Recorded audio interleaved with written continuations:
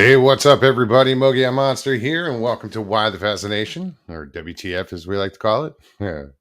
Hope everybody's having a good week. It's Thursday. What's 2 days left of the new year? Wow, that year went by pretty quick. I think so, anyway. Um, but it was a good year. I think. Well, I mean, it was a fucked up year, but we survived, most of us. Who we got here tonight? Patrick Vaughn, what's up? I saw you were first tonight. I laughed when I saw that first, second, third. I was like, oh shit. I haven't seen that in a long time. Oh man, I can't even scroll back to the beginning. So who do we have? We got Gypsy Road, what's up? Christina, how are you? Sandra Piper, hey. Mr. Lee, hey, Mr. Lee, is it true you might be coming on tonight? That's what I heard, but what do I know? I just work here.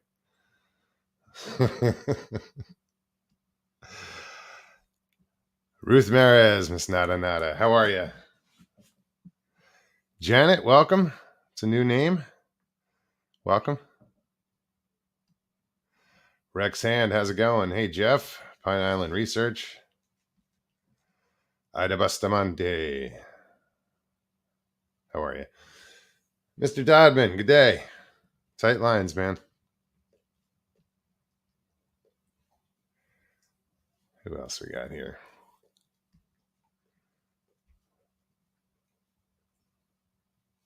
Yeah, I scrolled back way far. Emma, there you are.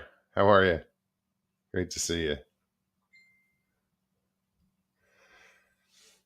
So, last show of the year. Hopefully it'll be a good one. That's up to you guys. You guys want to come on and hang out. You know how to do it. I will put the link in chat here soon. I was gonna scroll through, make sure I didn't miss anybody.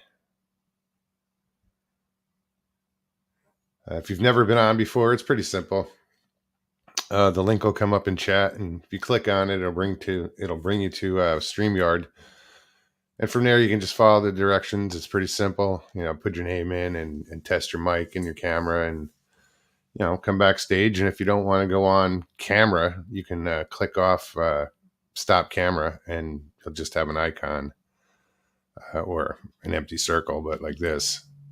So it's an option.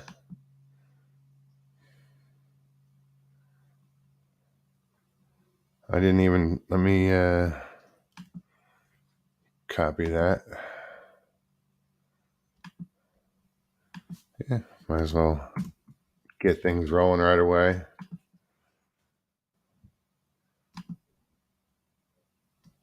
All right, the link is in chat. Anybody wants to use it, like I said, feel free. Rosemary Andrews, how are you? Scotty, what's happening? Hi, Gene. How are you, hon? Good to see you. Hey, Jen. Uncle Bones, what's happening? So in the grand scheme of things, I hope everybody had a good year. Like I said, we're all here to talk about it. We survived.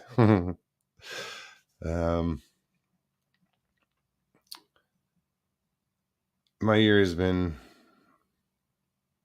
fun, been frustrating, been amazing. It's just been a hell of a year.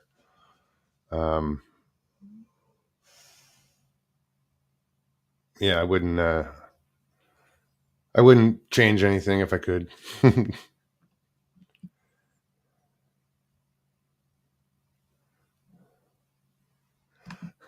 Megan, what's up?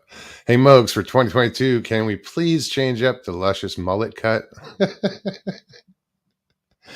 Oh, there is no mullet going on here, sweetheart. It's one thing I never did. I don't think I ever did or attempted to do. Maybe growing up, I might have started off with a mullet, but not crazy.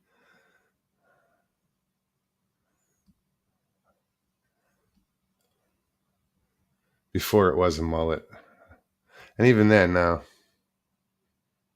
I never went that bad. Derek McManus, how's it going?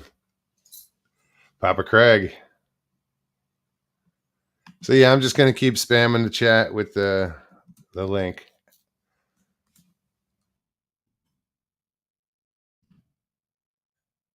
Hey B, Happy New Year. B says Happy New Year, New Year 2022 to Mogia Monster and all of the excellent people in chat. Well, thank you, B. Rosemary also says Happy New Year.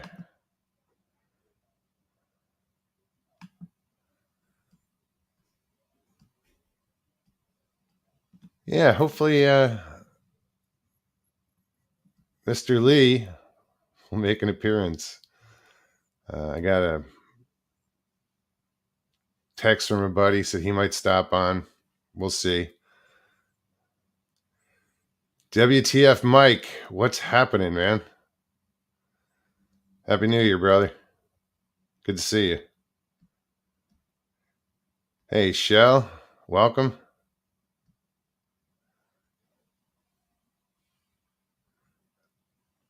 What's the matter, Mr. Lee? I see this UGG. What am I? We'll wear you down, dude. I'll just sit here all night until you come on. I have to wait till next year.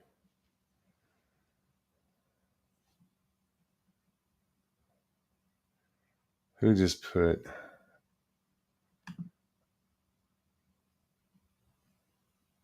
WTF Mike says Happy New Year. Somebody just mentioned Stevie B and a question mark.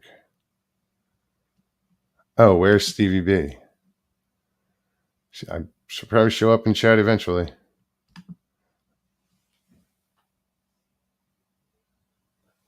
Unless she's asleep. Oh, I gotta whisper. Fuck. You had to go and ask that question, didn't you? Yeah, she's crashed out.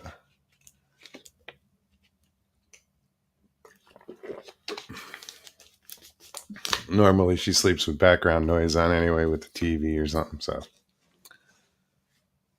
the dog's making noise too. Ooh. There we go. Thought my vision suddenly went funny. Who else we got here?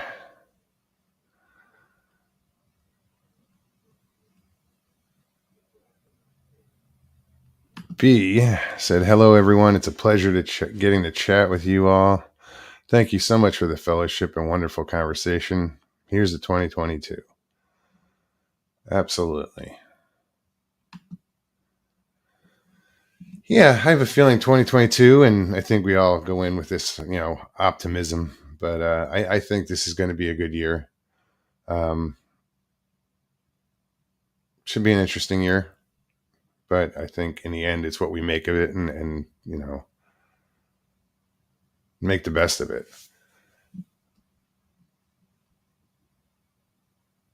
Connor, what's up? Who else we got? I think I'm caught up. 50 people watching. Welcome, everybody. Of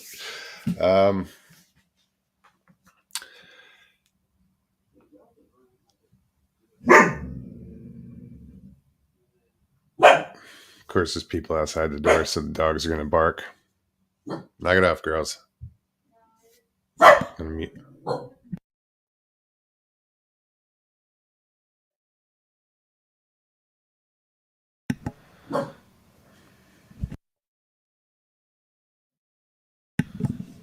Sorry, guys. The problem with the hotel room is, mouse farts and the dogs jump. So they start barking at everything.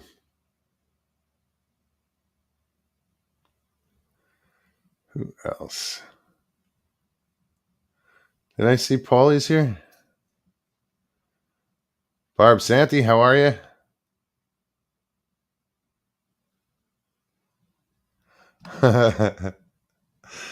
You know what? it's unfortunately that never changes. I've been doing the same time my whole run. Um, I've been consistent with that. I know it is late. Now that I'm here on the East Coast, where and that's the good thing about going back west is for me it's earlier. It's 11:11 people. Um, yeah, so doing them here on the East Coast, I had to get used to it. Because now I'm staying up till 1 o'clock in the morning, and when I was doing them back there, I was done by 11 on a Thursday, or no, maybe 12 on a Thursday.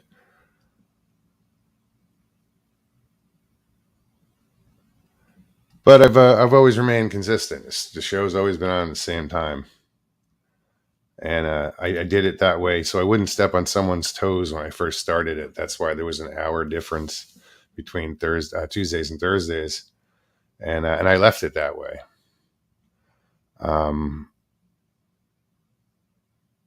so it'll still be the same times, and I'm sorry for those guys who can't stay up later and have to watch the replay. Um, I'd have to see who's doing what if I wanted to change the times, even if I made it an hour earlier. Um, that's not out of the question. We'll just see who's doing what, you know, what channels are on when, and maybe I will. Maybe I will.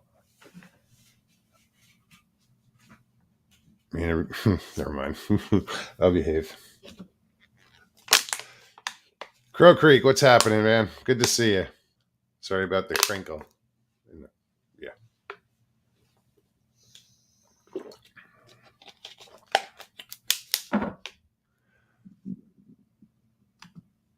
All right. So, again, the link is in chat if you want to pop on and say Happy New Year, say what's up, or just say hello.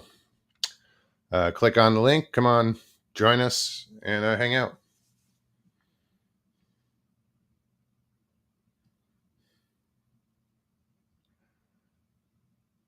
What's up, Pat? Behave, huh? Yeah, no, I know when to hold my tongue. Because the day I don't, shit's going to hit the fan.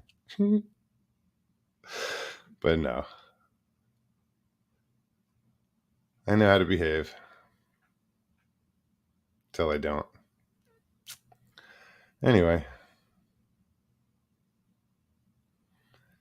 So yeah, anybody have any plans for the new year?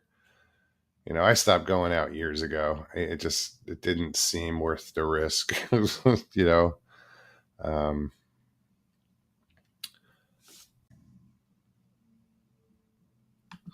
what's up, Derek? I'm grand. Since nobody else wants to jump on, I thought I might as well. Frozen. Don't be saying I'm frozen. That's terrible. Derek, can you hear me at all? I can hear you good. You hear me? No good. Right, I'll back out. Yeah, you're buffering and you're coming in on bad connection. Don't worry, I'll back out. Try again. We can try again, but that was weird. I'm just making sure it's not my connection. No, I've got a good connection.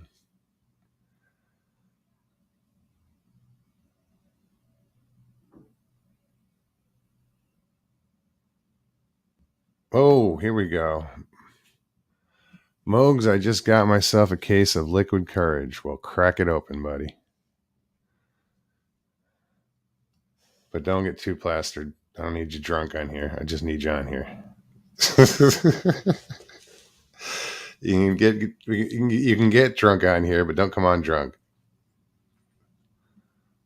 Nah, I'm kidding. Come on. I don't give a shit how you come on. Just come on.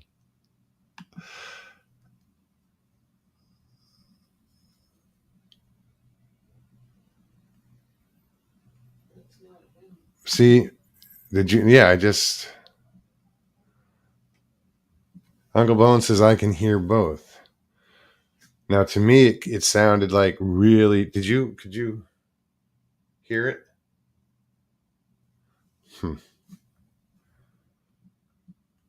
It sounded really choppy.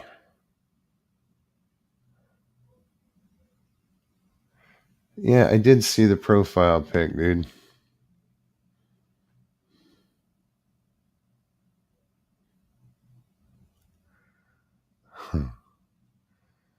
All right. Let's try this again. Let's try You hear again, me this Derek. time?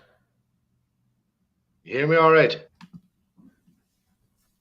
Ah, no good.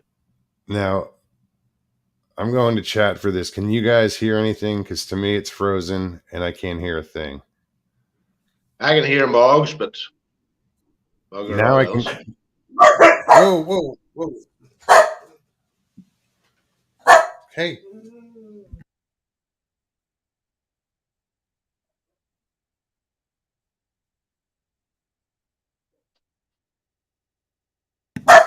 Would you guys knock it off? My dogs are going nuts. The beasties are going mad. No, Yeah, no yeah. one, no one else is jumping on, so I just thought I would show in and say Happy New Year to everybody. Happy New Year to you too, man. Aye, Thanks so much for popping in. it's my pleasure, as always. My Mark pleasure, my says honor. both, and the dogs are clear as well. I would definitely hear the dogs. That's for sure. Yeah, No, they so like I said, somebody goes past the door and they bark. how's things at your end anyway? Excuse me. No, I was going to say how's things with you? Good, good. It's Things are been going. I went out to my mother's for Christmas, and until today it did nothing but rain. I mean, like, don't get me wrong, it always rains in Ireland, but 3 days solid, just raining. Wow. Yeah, we had a good Christmas. Good Christmas Eve. Spent it with some friends. What are you doing for New Year's? Me sure doing a fireworks display. I'm waiting. Well, Oh, as I that's say, right. it's just after 4 in the morning now, but Paul's coming later on, and we're heading down to County Galway to set off some fireworks at midnight. Oh, So right on. somebody will be happy anyway. That's all I'm doing. I went out last night, as I was saying in chat. I got my head shaved, so I'm completely, smooth as a baby's bottom. Down to Well, the you'll have. Turkish barbers, the whole straight razor Okay. with the whole lot done. This is the man that hasn't had a haircut in how many years, I don't know. I still know what it is. I was just going to ask you something. Must have been I lose lies. track because I'm reading chat and I'm like, oh, what's that? And then I forget what I was thinking about. I'm the same. I'm talking to you, and one day as I always say, I talk to you on the phone, but I have pulled up on the PlayStation. Oh, So I okay. have one eye in the chat as well, trying to keep up with everybody, and it's impossible to do. The number of people that says hello already, you just No, can't do it. there's a trick to it, I guess, or an art. It By helped. multitasking, you need to be a lady. Well, no, you That's know the what? problem. It helped when I was a moderator because I was a moderator in other people's chats for a long time before I even did my show. So I got good at, and I was good at it, but I just took it too seriously, and it wasn't fun after a while. It was more like a job. And No, I'm the same. I moderate for a few folks. I moderate for Bowles Trek, Chris Bowles up in Canada on his channel, and he talks about Doctor Who, and it's controversial at the moment. And sometimes you get the trolls try and swarm you. And that's your bang, bang, bang. Pausing these trolls or giving them a lockdown or whatever. God, sure, good fun. I'm What's just this? Lucky Charms and Irish whiskey will make you chase the rainbow, Derek, from Crow Creek Crickets. frosted Aye. Lucky Charms are magically delicious. From Megan Just, Richardson.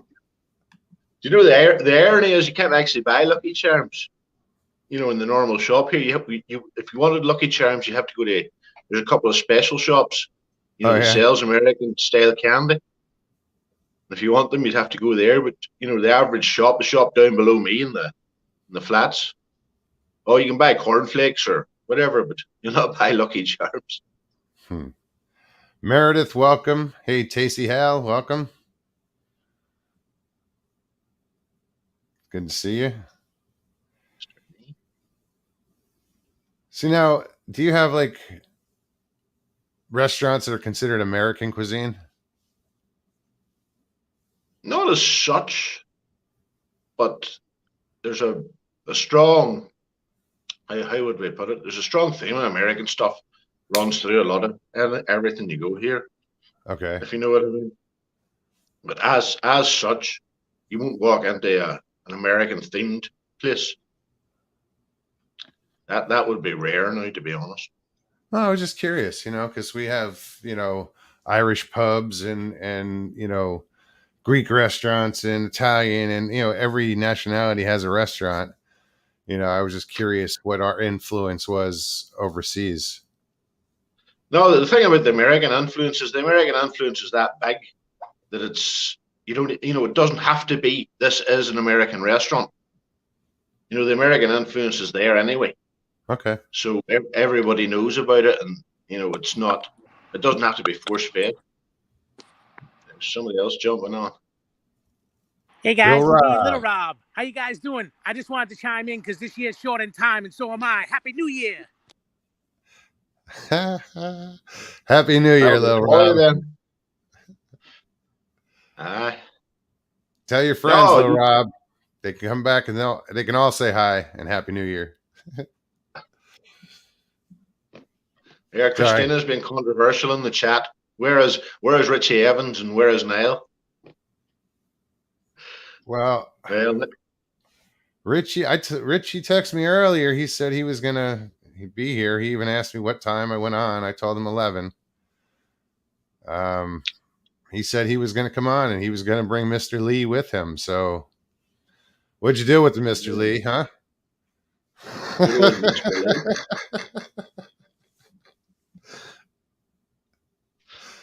You're that afraid to come on that you had him taken care of, huh? I'm not coming on, Richie. You gotta go. Christina says, Richie, don't back out, bro. No, you can't do that. I'm surprised nobody else is jumping on, to be honest. New Year's and all that carry on. Yeah, I can't control that. I just provide a place for people to come and chill out and Oh no, I know that. But I'd love to see some. There's the link anyway. Oh, Richie says I am, but he's eating a pork chop right now. Damn, Richie, you're always eating. Come on.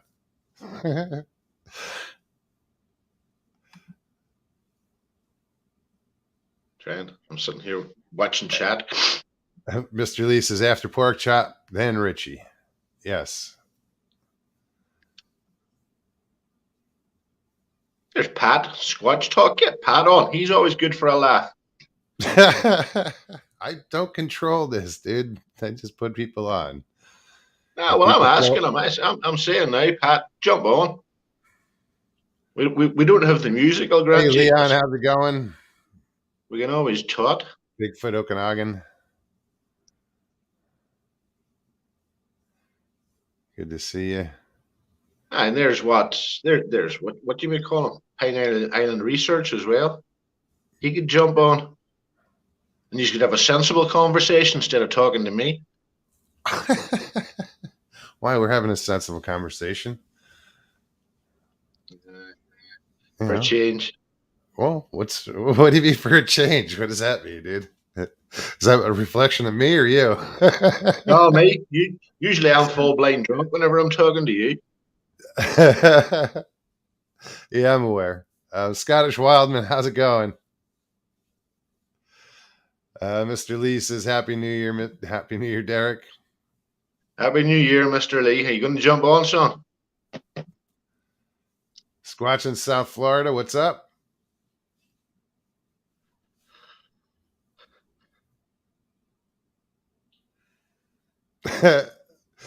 Jeff says, I can't jump on. It'll go to bloody hell if I get on. Tell Jeff to get on. Man up a bit. Get Jeff and Pat on, and then you can have a sensible conversation instead of chatting to me. No. So, are there American dishes there? Are there certain things that I'm just curious about the influence that we'd have in the food industry over there, as far as like is a burger and fries considered American? That's a cheeseburger would be considered American, yeah. Okay. I hate to say it. And like, I've been to America and I know it's not, that way inclined. That's what your average person in the street would think of as America. Cheeseburger and fries, Coke. Okay. That sort of way. But if you want to go back, like locally, to the the 40s, there was Americans trained here before D-Day. The army camp's still down the road. Uh-huh. With the Nissan huts and stuff, but that would have been how we got the first, influx of America. I remember talking to a fella. It's the next big town up the road, Londonderry or Derry. It's controversial, but he remembered the Americans arriving and them marching down the road, and that's what he said to me. He says it struck him because they were quiet, because they had rubber-soled boots. Whereas, the British, they were still, the wee toe caps and things on them. And that's what he says. They marched down the road, but they were quiet. Whereas, that was the thing, stuck with him.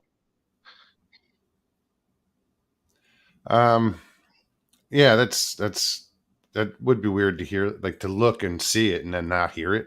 See all those people marching down the road, but really quiet. Squatch in South Florida, what's up? Yo, what's up, Mogs? What's up, Derek? You're on. Hello. Nice to meet you. How's it going? I'm doing all right, Pleasure man. to meet you. Just went out tonight. Had a strange time, I suppose. You suppose? Either you did or you did.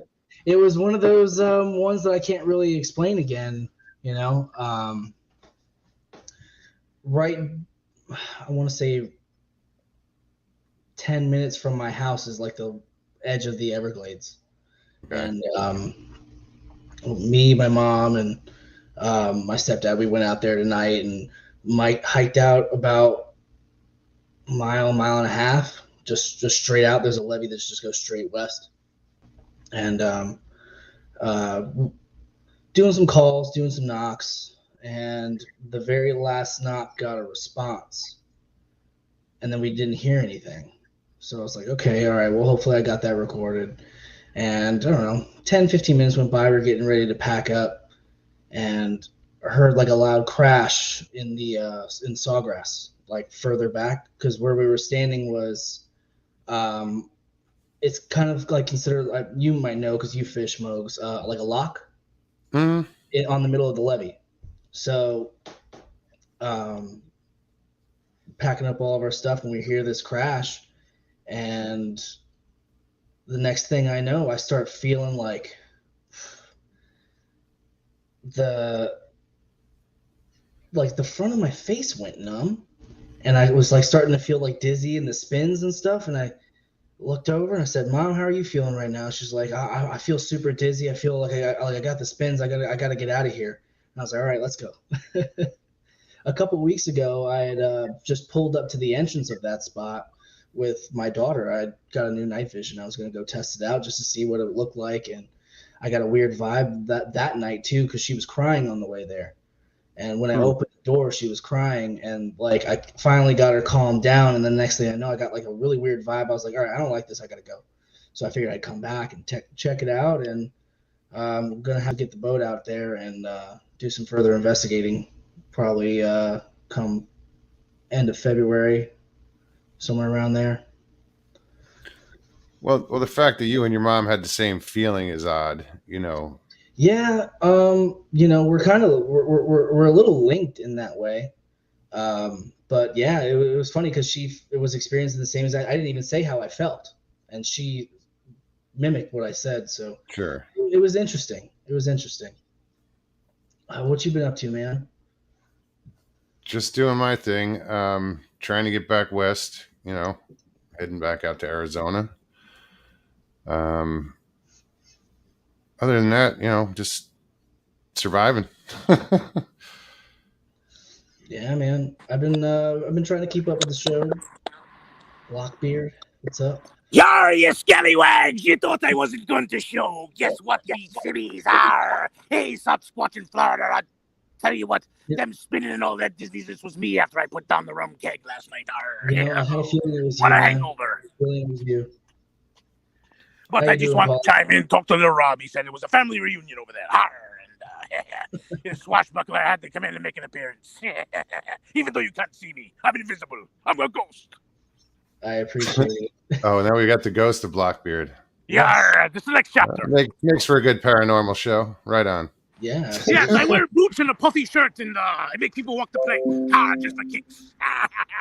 Speaking of the paranormal, yo, Gypsy. Oh no, there we go. There he is, my man. Take me home, Gypsy Road. I got to get me over to I got to get me another drink. You scallywag! Happy New Year, yo! Yar! Happy New Year. Happy New Year, Polly. Happy New Year, Blackbeard. He's gonna have should be an interesting night. What's up, Eric? How you doing? So what the hell? I'm stuck at home anyway, so I'm like, hey, I'll jump on. Can't go nowhere. We're snowed in. Oh, are you really? Yeah. See, when it snows in Seattle, it's all fucked up because they don't clear the roads where we live. I mean, it's just ice over snow over ice. I mean, it's just. I've been stuck since Sunday to Wednesday. I was able to get out, go to the store. And of course, last night it snowed again. So now for New Year's, I got no choice to be home, which is the best place to be at. I mean, who wants to be on the roads with a bunch of drunks and stuff, especially in this kind of weather that we're at. No, I agree. It's safer. It is safer. Exactly. Yeah, I don't go out on New Year's. Down here in the city, the traffic is just too bad. Well, when you go out New Year's, right? You go to a bar, you probably end up spending like $500, and you wake up in the morning with this biggest hangover ever, taking aspirins, wondering why the hell I spent all my money. Oh yeah, 100%. Where the hell are you spending $500 in a bar? That special kind of bar. Ladies. You buy a drink. A drink down here is like $8-9 a mixed drink now. I mean, it's easy. Yeah. It's almost $5 here for a pint nowadays, to be honest. I'm glad I gave it. Whenever I was a young one, you could have went out and got drunk for £20. You'll not do that nowadays. Yeah. You ever go to a concert now? You're spending $13 to $15 for a 12-ounce can. Well, but before you go to one of those. Oh yeah, you got to warm up. You're gonna pay that. Well, yeah, you got to get warmed up. Hence, the tailgate party was invented. Trying to remember the last concert I went to. It was up at the King's Hall in Belfast. Anyway, I know we went to. Whenever I was married, we went to see Bon Jovi, and that was the time I was still in the army, and I was married, and. Just by coincidence, there was a guy I knew was in the police as well. Whenever he did that, that signature tune, that Living on a Prayer, and they set off the pyrotechnics, and me and the cop, the two of us dived down because we thought it was a bomb, and everybody else was sort of looking at us like that out of the corner of their eyes, saying, "What are you two clowns doing?" Everybody else dancing and us fucking on the floor. Man, Derek, yeah. I still have concert tickets that I bought 2 years ago that got delayed because of what's been happening to the world. And hopefully I get to use these tickets this year in September if it doesn't get delayed again.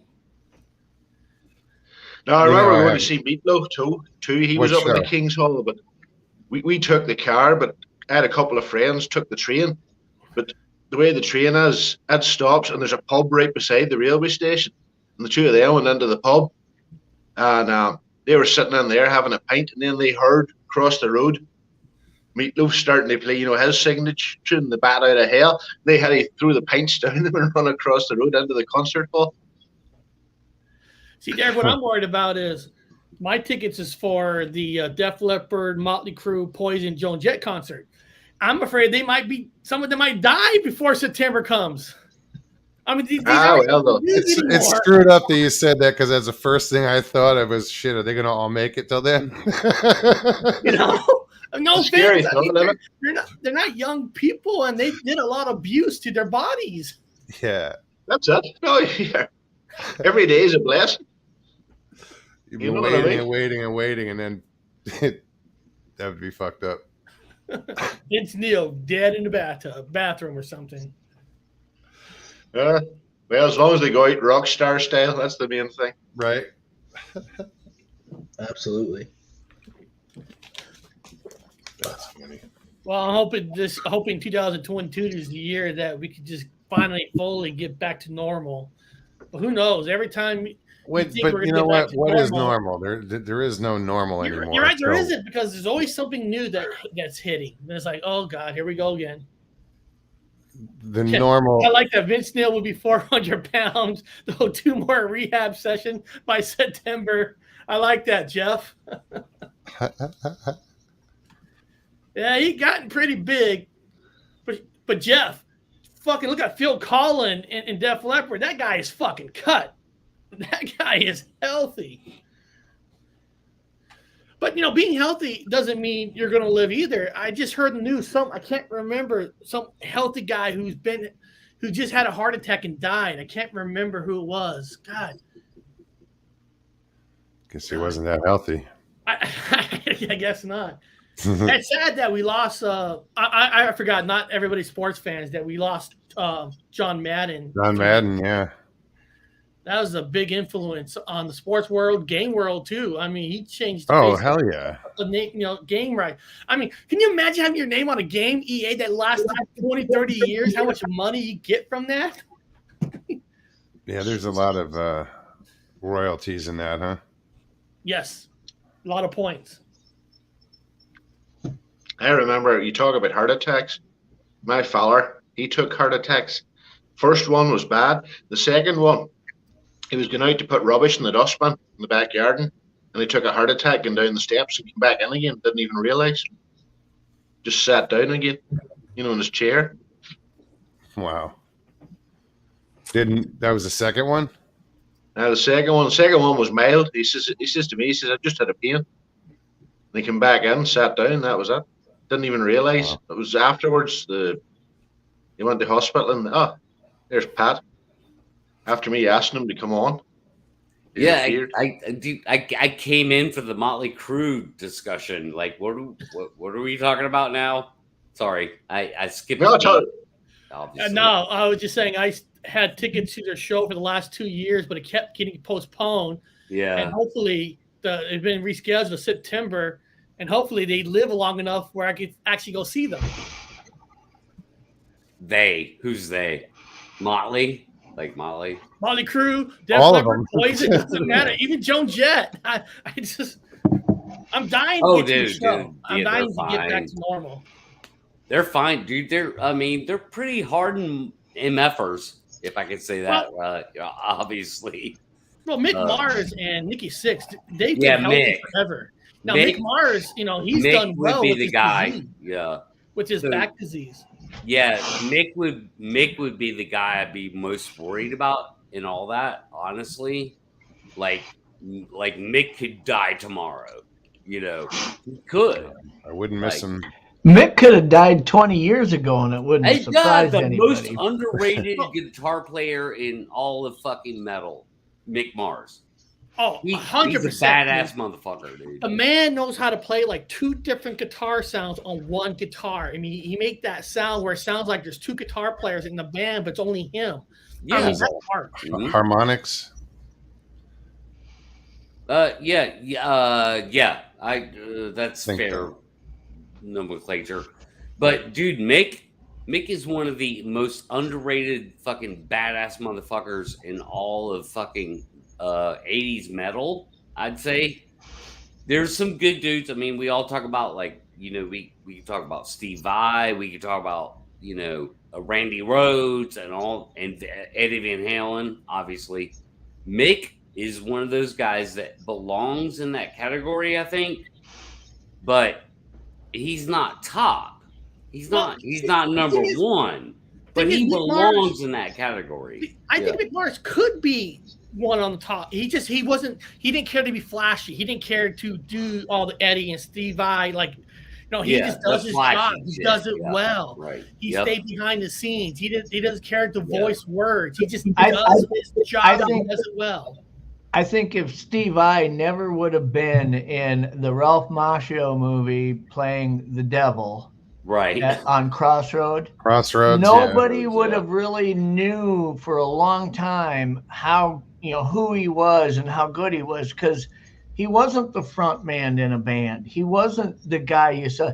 It's like that movie kind of put him on everybody's maps. I think he would have been the same as Mick Mars in the discussion, where all the guitarists who are in the genre would be saying, that guy's a badass son of a bitch. But I don't know if you'd have millions of people recognizing it. It's like he just kind of entered on the stage right in front of everybody in that movie. Like, holy shit, who is this guy? Vi had his own personal hits. Like, I remember hearing Steve Vai instrumentals on the radio. So that did happen, and there was an MTV moment, and then there was the movie. Yeah, there's so many guitarists in these metal bands that were self-taught. Even the lead guitarists were kind of, they weren't classically trained, right?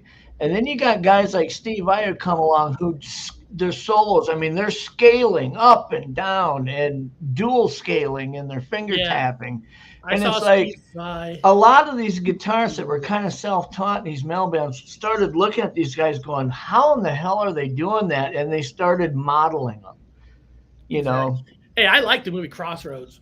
That movie was based on Robert Steve Vai was badass in that movie, man. Yeah, the movie's based on Robert Johnson. Of course, people don't know the movie's about selling your soul to the devil, and Ralph Macchio has to fight Steve Vai to get the soul back from Robert Johnson. And Steve Vai plays the devil. And I saw Steve Vai with David Lee Roth when him and Billy Sheehan was in the band. And I remember seeing Steve Vai had that harp guitar and just doing two hands and playing with his tongue, and I was like. He was like the new flashy. The devil. He was the guy that was really flashy with the guitars. Like Mick Mars had one guitar. That's all he needed. Yeah, but Steve Vai had like a guitar for like every song. Yeah, but when he played, he'd stand there and he'd have a big fan on or two fans on, so his hair blew all over the place. Right. It was there's a lot of metal bands whose lead guitarists were really good, but they didn't have the personality to be kind of known. It's like everybody knows that band has a great guitarist, but it's like, does that guitarist really stand out, right? Even when you think about like Megadeth and stuff, people would hear those scaling guitar solos, or not to be cliche, but like Night Ranger. The way they did dual leads, they had two guitarists that would have been the lead guitarist in any huge band. They were both in the same band. They did all these dual leads, and yet hardly anybody knew their names. I couldn't tell you their names, dude.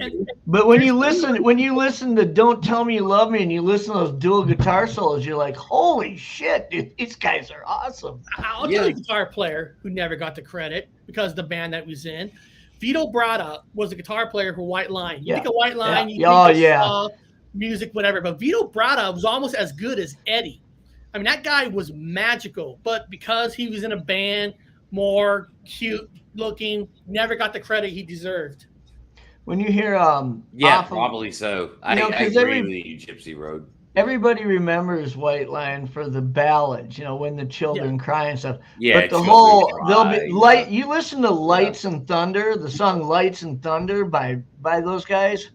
That lead guitarist, Steve, that dude is killing it on that song. Yeah, he's just goes insane on that song. And it's insane is he just walked away from the music scene. He just walked away and never went back. He said, "I'm tired of the music scene. I'm done," and he never came back. A lot of people do that. Like me. Just like me. There's a lot of bands that kind of exited stage left. Yeah, you just told my story, basically, Gypsy. So, yeah. There's a lot of bands that kind of exited stage left, and then they come back. You know, like there's 80s and 90s bands that started getting back into it just like 8 years and 10 years ago, and it's like some of them still have it and some of them don't. You know, like if you go and listen to the Guitar Center sessions and you listen to like The Cult wasn't together for a decade, and they come back and it's like, dude, they sound just as good as they did in the 90s. Yeah.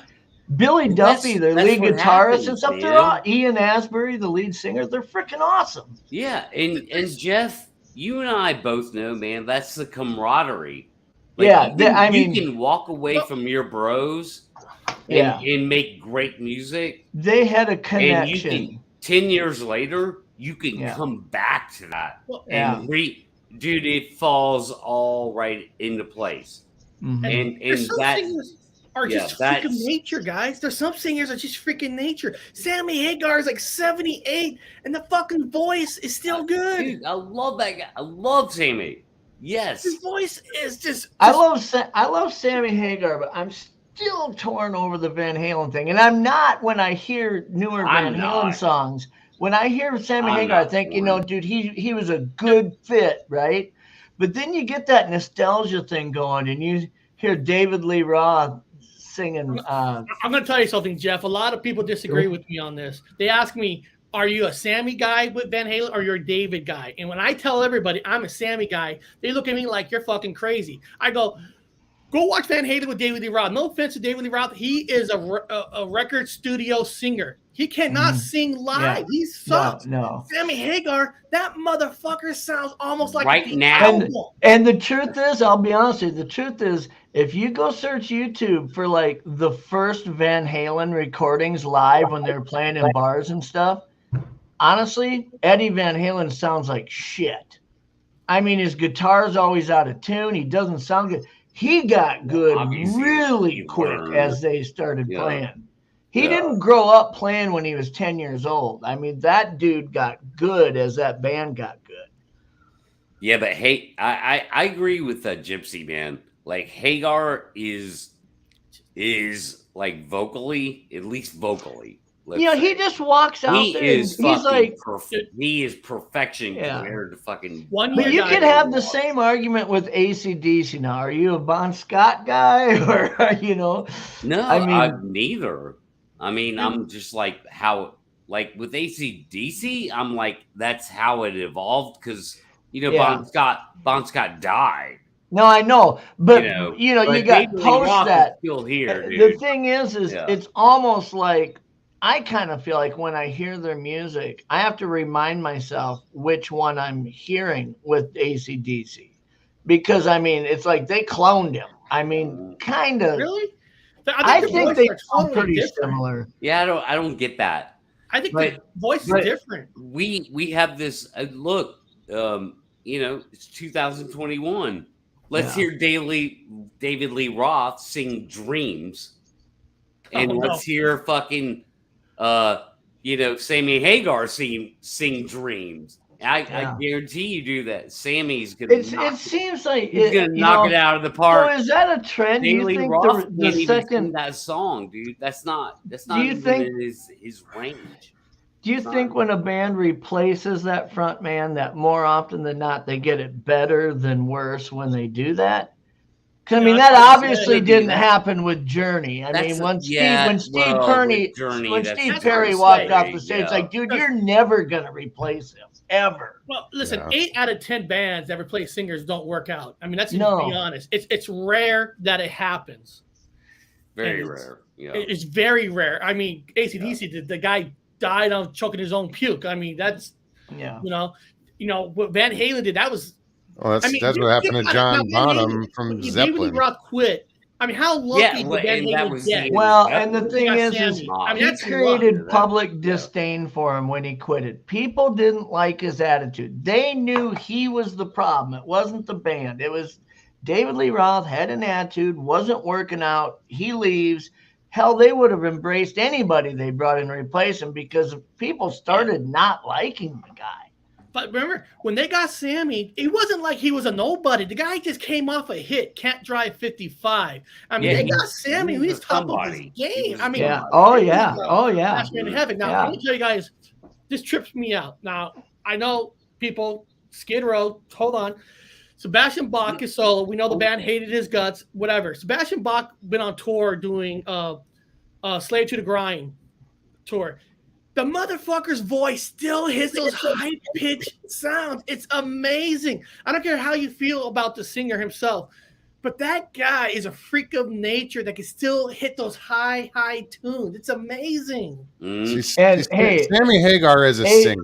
Okay. Yeah, David Lee Roth is an entertainer. Yes. But everybody says don't forget Hagar plays guitar. That is a good point, because I'll tell you what Pat was talking about, the bands that have the chemistry are the bands where there's always somebody who's the creative in that band, the one who's writing the lyrics and comes up with kind of how it's going to sound, and then the whole band comes together and they carve that out, right? But somebody has to draw that blueprint. There's a creative in that. And if you're a front man who can play guitar and write lyrics, you are that creative. You will put that shit together. And when you're just a guy who sings and you don't know how to play guitar, you're not, I'll guarantee you're not the creative in that band. Well, Sammy's playing guitar. It just doesn't work that way. Monstros. I mean, people probably don't remember him in the Monstros, but I mean, he played guitar even with them. My favorite version of Van Halen, I'll just say this, was the Sammy 5150 and OU 812. Yep. Like, that was my favorite version of Van Halen, at least 5150. You know. And honestly, for David Lee Roth, I loved OU 812 as well. That was their follow-up. I love FUCK myself. I love that album too, because I love Top of the World. But honestly, I think even though it was even though it was an ugly breakup, I think it was better for David Lee Roth too. I think he had a better time. He was more in his atmosphere when he walked away from there, because then he did Ice Cream Man and all that shit, and that's his style. Even though he swang across the ropes and shit on the stage and with the big show off, the fact is I think he probably enjoyed performing better when he wasn't with Van Halen, I think. And let's not forget, when he went solo, dude, he had Steve Vai and Billy Sheehan on damn bass. Yankees, man, I'll tell you what. Billy Sheehan, one of the best bass players ever. One of them. I'm not saying he is, but in the top 10, Billy Sheehan, and he had them both. He did. And I attended one of those shows, and I have to say, man, that was the most poorly attended show at the arena where I lived in Augusta, Georgia. That was the most poorly attended show I'd ever been to in that arena. Are we okay talking about this much music? Is anybody getting pissed off yet? And well, you know what, Jeff, we're not going down the snowmobile trail or the fishing trail here, are we? No, you know what? No, I think we're fine with the happy music. to listen to you, to be honest. I think a lot of people like the music thing because most people can relate to it. Well, Papa Craig just said I party here for this like this. I party with the Eagles in '74. Fucking right. When they did a concert in our little town. He did what? Played? He partied with Don Henley and the boys. And gotcha. Cool, man. Yeah, that's man. Cool. So I mean, like, see, there's people out there. Music's cool, dude. Nona Boss wants to know, who do you guys think Sasquatch would like? David Lee Roth or Sammy? Sammy, because Sammy knows how to the tones of his voice will soothe Sasquatch better. I agree. David Lee Roth, the Sasquatch, probably want to beat his ass up. I think he would have liked Eddie better than both of them, but that's just me. Well, yeah, baby. But the question was, those two. You know what would be? Here's a cool idea. Some night when you're going to do a show, pull people in from the chat. People are nervous coming in, right? But just if you've never been on for it, you pop on. Everybody in chat, just like he shared that story about the Eagles, everybody has one story about somebody they met or some concert they went. Dude, it should just be, come on and tell your one story that blows everybody away. That would be a great show. Everybody's going to put it in chat right now. I mean, it might happen right now, Jeff. I smoked a joint with so-and-so or whatever. I feel bad for the young people because they're not going to experience when we were kids, we all got back of a truck, go cross, drive to a town to see a concert. It was a party. It's not like that nowadays. You got together in the parking lot and you had like tailgate parties like you do before NFL games before you went to concert. Yeah. I remember I was in junior high. My first concert ever was the Poison and Rat concert, Dancing on the Cover tour. And I remember I was in junior high going to this. At that time, metal wasn't cool yet. If you like metal, you're called a devil's kid and all that. I remember going, feeling like tough, son of a bitch. Like, I just went to a metal concert, going back to junior high, wearing that Rat shirt and stuff. I mean, it was a pride. It was pride, Yeah. I remember. You don't see young people no more. The music is not the same because you don't get to buy that CD You're or right. anymore. You open it up. Some of my package. You open up. You read the lyrics. You don't get that no more because when you buy it online, you don't get that package. Yeah, there's no mystique to it anymore. Some of my favorite concerts I've been to were seeing bands that ended up being huge, but it was but right before they got really big. Yes. Like I remember seeing The Cult and Metallica at First Avenue in Minneapolis. And that was like 1987 when Metallica's Garage Days and shit had been out, but they weren't stadium touring yet, right? Oh yeah, definitely. God, that was a freaking amazing show. Yeah. They blew the power out at the place. I remember. Blew the power out for like 45 minutes. So, Mr. Lee, you got to come on and tell us about this story. Samantha Morton from The Walking Dead stuck her tongue in my mouth. No lie. All right, Mr. Lee. Dude, Walking Dead. What? I say bullshit. I think we almost have somebody on here that could verify the story, maybe. Well, what's the Walking Dead reference? Yeah. Was she an extra? Yeah. So I like, dude, fucking like. Oh, T-shirt and everything. Dude, like, so the first rock star I ever met in my life was Sebastian Bach from Skid Row. Skid Row. Yeah. Yeah. And I was like 16 years old, and he was probably 20 years old, right? I think Sebastian's like 4 years older than me. And he's a fucking rock star. And I'm a young, impressionable fucking kid, right? And I was like, I ran into him at a parking lot at the fucking Civic Center, and I was like, cool shirt, dude. He was wearing a Hanoi Rocks t-shirt. And like, I loved Hanoi Rocks too. Yeah, and okay, Jeff knows who that Faster is. Pussycat, Hanoi Rocks, all that. The rest of you guys probably don't know who Hanoi Rocks is, but it's like I was like, cool t-shirt, dude. And he gave me a thumbs up. I thought that was the coolest thing in the world. Like I had this interaction with a fucking actual rock star when I was 16, but he was fucking like 20, dude. Like. That's the weird thing about it, right? It's like we were only 4 years apart, but I was the crazy fan, like not crazy fan, but you still stalking them today?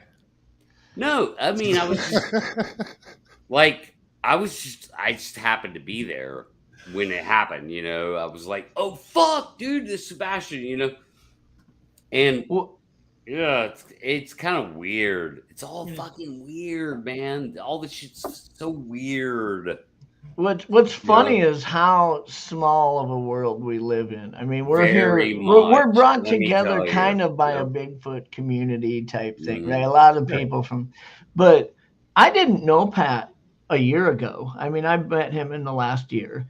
And one night, me and him were chatting online for hours, talking about when we were in high school, right? And we kind of grew up at the same time. different parts of. I mean, you grew up down in Georgia, right, Pat? Yeah. And I grew up in Sioux Falls, South Dakota area. Yeah. And we started talking about. I played in a band all the way through high school. As a matter of fact, when I was a junior in high school, my lead guitarist was a sophomore, and then my drummer was the same age as me, a junior. And then we had a lead guitarist and a bass player who were seniors. And we would play at the bars all the time. And we'd all tell our parents we were staying. I'd say, I'm staying over at my drummer's house, and he'd tell his mom he's staying over at somebody. And we'd load up and go to Minneapolis. And we'd play at 7th Street Entry in Minneapolis for like Friday and Saturday night. And then we'd come home. And one year at parent-teacher conferences, my mom and dad were there. And my art teacher, she says, man, your son's a really good guitarist. And my mom says, oh, where did you hear him play? And she's like, oh, at 7th Street Entry in Minneapolis. And my mom's like, what? And the whole system was busted. We'd been doing it like 2 times a month for like 6 months at that point. But, right, but you got to fucking play with. Oh, dude, we opened up. We opened which, up again, nobody here knows who the fucking replacements. Yeah, maybe are. they don't, but yeah. If you grew up listening to the kind of music we did, the Replacements was a pretty big band back then. The absolute best band to ever come out of Minneapolis. Oh yeah. There's been a few big ones, but hold on, I'm not talking about Prince. No, Prince came out of Minneapolis. Okay, Prince did. Soul Asylums from Minneapolis. They're pretty good. Asylum, I still know those guys. We played. We opened for them a lot too. But the best band to ever come out of that fucking town, man. Like, they are amazing band. Yeah. And no one here. The beauty is, no one here in chat even knows who we're talking about. But Gypsy, do you know who Driving? Gypsy will know this band. No? Do you know who Driving and Crying is? Well, of course, dude. No, I'm asking Gypsy. He might know him. Fly Me Courageous was one of their songs. And that was their one song that kind of got into the heavy rock version was Fly Me Courageous. But they were kind of they were a really big band in Atlanta, but originally they were from Wisconsin. And we were playing in Wisconsin when they were playing in Wisconsin. So I got to know this Kevin guy, who's their lead singer. Yeah, Kevin. And then they moved down to Atlanta, and they got pretty big down in Atlanta. And what's funny is me and Pat are talking. Pat knew Kevin too. Yeah, he goes, you know Kevin? I said, yeah. I played with him all the time in high school. He goes, I know Kevin too. And I'm like, dude, how small is this world really? I mean, that blew me away. That blew me away. A few degrees of separation. Yeah, exactly, Moggs. And if you want a small world, come to Ireland. Everybody knows everybody, and that's not even a joke. We had I was over in Paul, Ballycastle one weekend, and an English chap came over to stay with us. We went down the town just to walk into the supermarket. Hello, how are you? How are you, Derek? How are you, Paul? Blah blah blah. How do you know them? And it's just, as I say, everybody knows everybody. I suppose it's the same small towns everywhere, but as you say, 7 degrees of separation, you're always going to know somebody. So what's funny is what's funny is when you meet somebody who's in a band in high school, the most interesting question is, what was the name of your band? I know, right? Dude, I love that. I love talking about that because me and Pat were talking about that. I told him the first band I was in was called the Skinned Kittens. And of course, everybody got upset about it. So we started calling Bigfoot Anon band was called Butch Queen. Hey, there you go. But we were 60 cycle hum, and we didn't realize that there was a 60 cycle. I mean, back then there wasn't the internet. It's not like you could get on and say, "Hey, let's see if there's another band named that." Right? None of that exists. We named ourselves 60 cycle hum, and we went out and played like for maybe a couple months, and then we get this letter saying, "Hey, you cease and desist letter saying you can't use that name," and we're like, "What? What's going on?" Well, yeah, there's another band that's big that uses that, I guess. So we couldn't figure out what to call ourselves. So we called ourselves Void Where Prohibited because we were no longer allowed to be what we wanted to be. But I never had that problem. Never had the problem of like running into that name nomenclature kind of thing. Like that never happened one time. We just call ourselves what the fuck we wanted to call ourselves. Yeah, even sometimes bands names from other countries that you got to get permission to use. I mean, when but they had to pay a band in Australia or somewhere that they actually had the name Skid Row before the New Jersey band did. They actually had to pay them before they launched the album because somebody else already had the name. Yeah, sure. I mean, if it comes from another country, that's a little different kind of thing. Usually it ends up being our lawyer is bigger than your lawyer story. I don't care if I have the same name as you. Well, you're right. Unless you're on a Sony label and they got 18 lawyers ready to sue me. Well, now I got to change it. Well, yeah. But if you're just down the road playing, if you're in a different state playing bars, I don't think you ain't going to hire Skid Row somebody. could use the name in America, but if they want their album to be released in these other countries, they had to buy the rights for the name back so the album could be sold in some of these countries.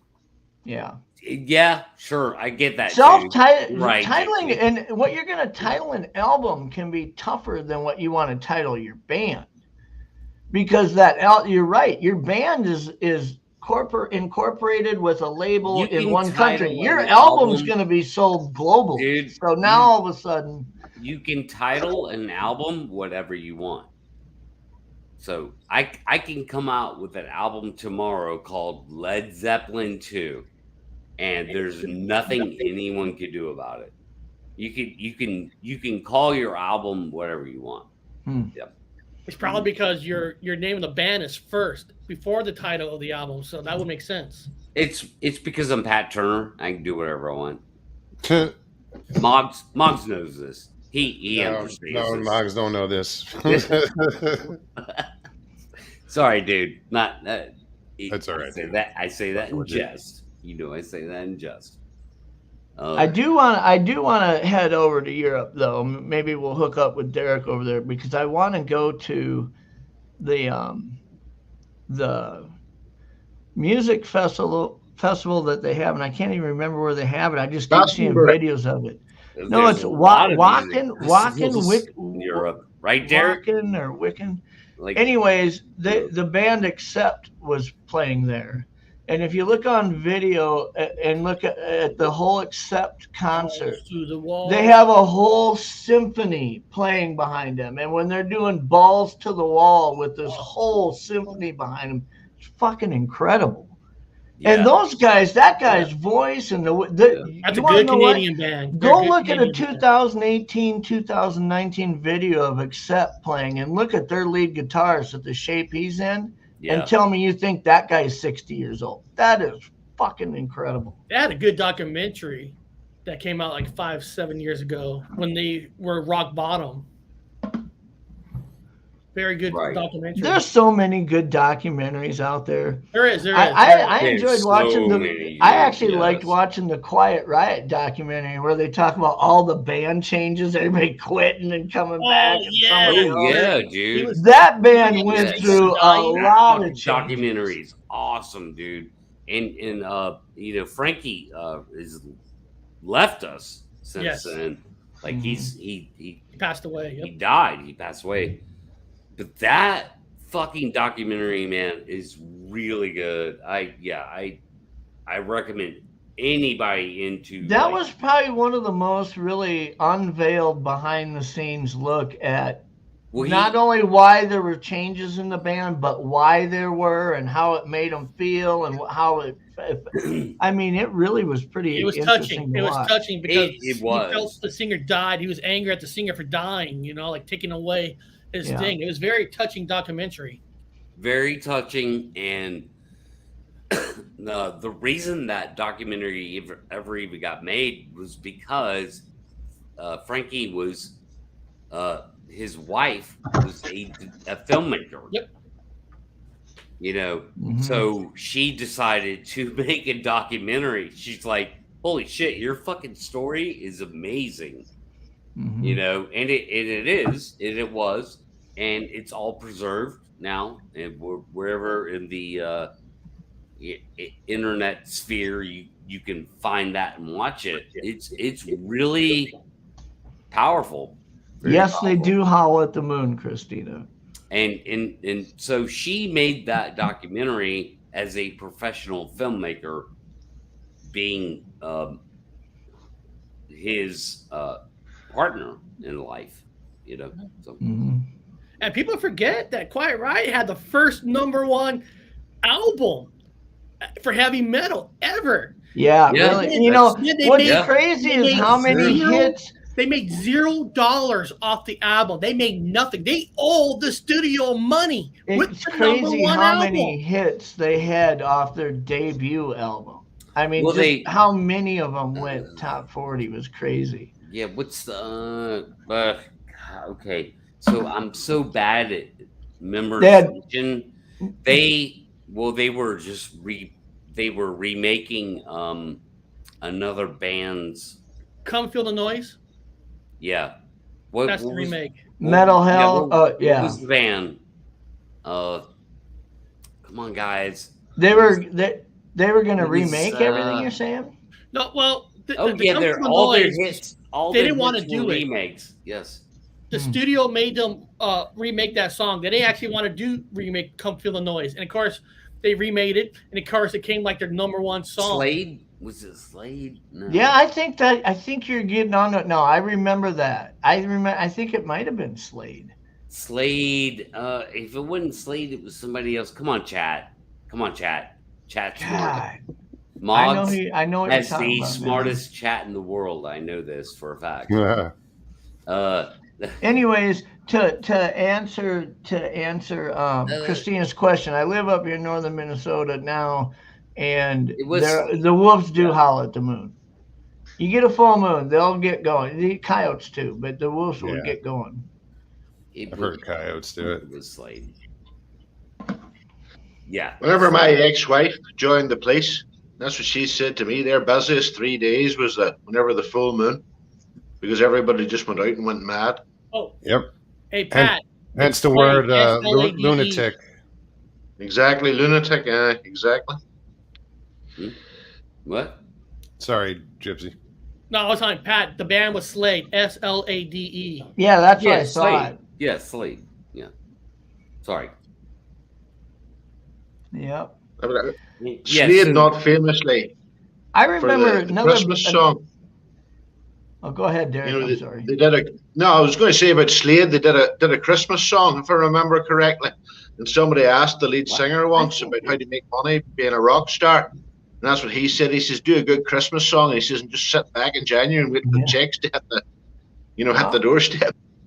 AC/DC did Mistress for Christmas. Another great band. Another great band that I've seen a couple of times was Cinderella. Tommy Kiefer, and when I went to a Cinderella concert, and this was back when they were big, but not huge big. This was like in '88, where they start the concert. They were big back then, they were pretty big, but you hear the piano entry to one of the songs, and they're lowering down this grand piano.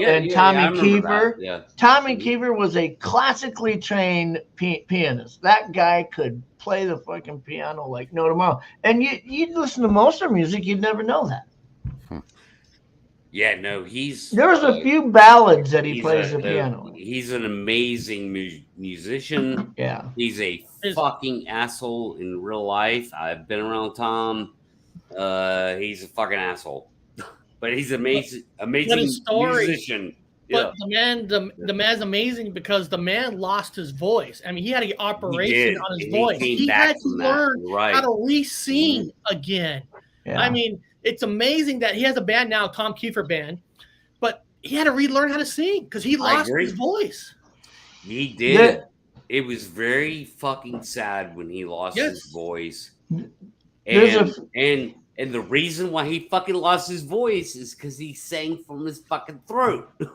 You know? Yeah, he sang the scratchy and the softness. He had to do different ways. Yeah, so like he fucked himself on that, obviously, but he came back from that. You're right. After surgery, everybody Google Tom Kiefer right now if you want to know what we're talking about, where we're at, and where Tom is. Like, Tom is fucking singing the best he's ever sang in his fucking life right now. So yeah, he's Tracy Bennett says, I like country too, but not today's country. I will say one thing, and I say this as a guitarist. I play both rhythm and lead, and I fronted the band that I was in. We were even still touring. We started touring again about 11 years ago till about 7 years ago. We put out another album and was playing at different music festivals and stuff. But the ability to play lead guitar and sing is very difficult. People don't most of your frontmen, if they play guitar, they're rhythm guitarists. There are some bass players that sing, like Night Ranger's lead singer was a bass player, and that's difficult too. But to play lead guitar and sing, and I'll give you a great example, and it comes from the country music genre. Go watch the live video of Stupid Boy by Keith Urban. After the breakdown, he comes walking out on that big freaking catwalk with his Les Paul Jr. And the leads he's playing when he just starts going ape shit in that song while he's singing, playing leads, that is extremely difficult for your brain to work that way. What you're doing playing those leads is like, it's like, I mean, I can't even explain it. It's singing and playing lead guitar is like completely different parts of a task in a song. Well, it's just just kind crazy. of like what you would consider, what do they call it? With drummers, the ability. Yeah.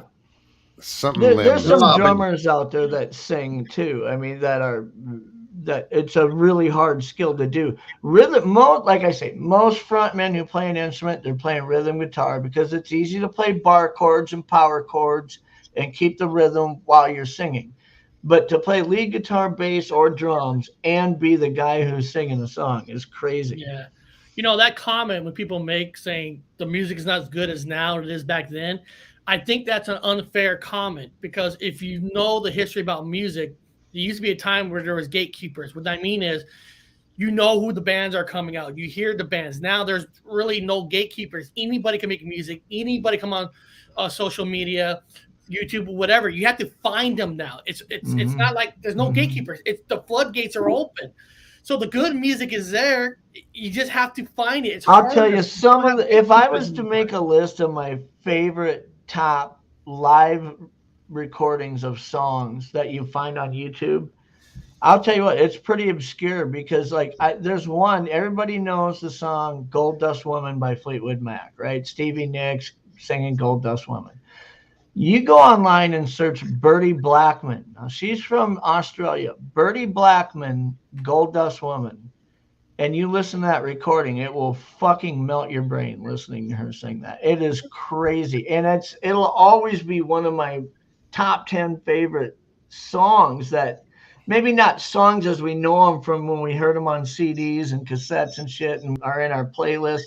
But if you want to look up stuff on YouTube to watch, that stuff like that, it's just the ambiance and that haunting way she recreated that song was just crazy. Yeah. But, I always hate when people say rock is dead. Rock is not dead. You just got to open your ears. Listen, I know this is Eddie Van Halen's son.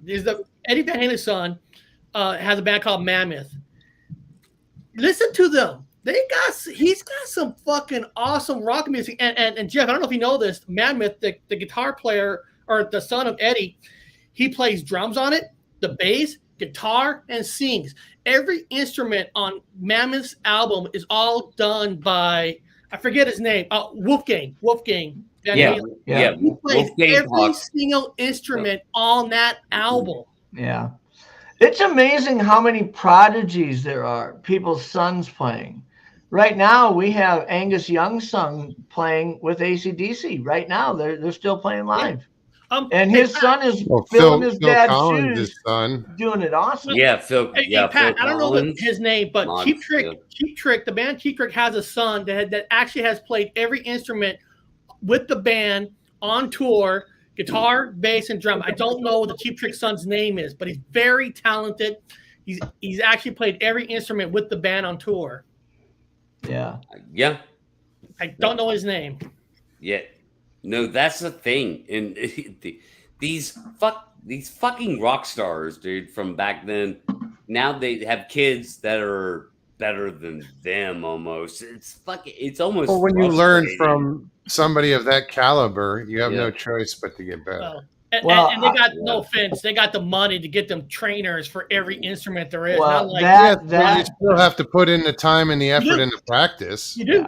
You do. Mm-hmm. I'll tell you what And they do. what's dead in music right now is a lot of the creative stuff is done from a corporate standpoint. Okay, it is. The bands back in the 80s and 90s and even the 2000s, like the Offspring and stuff like that. I love the Offspring, right?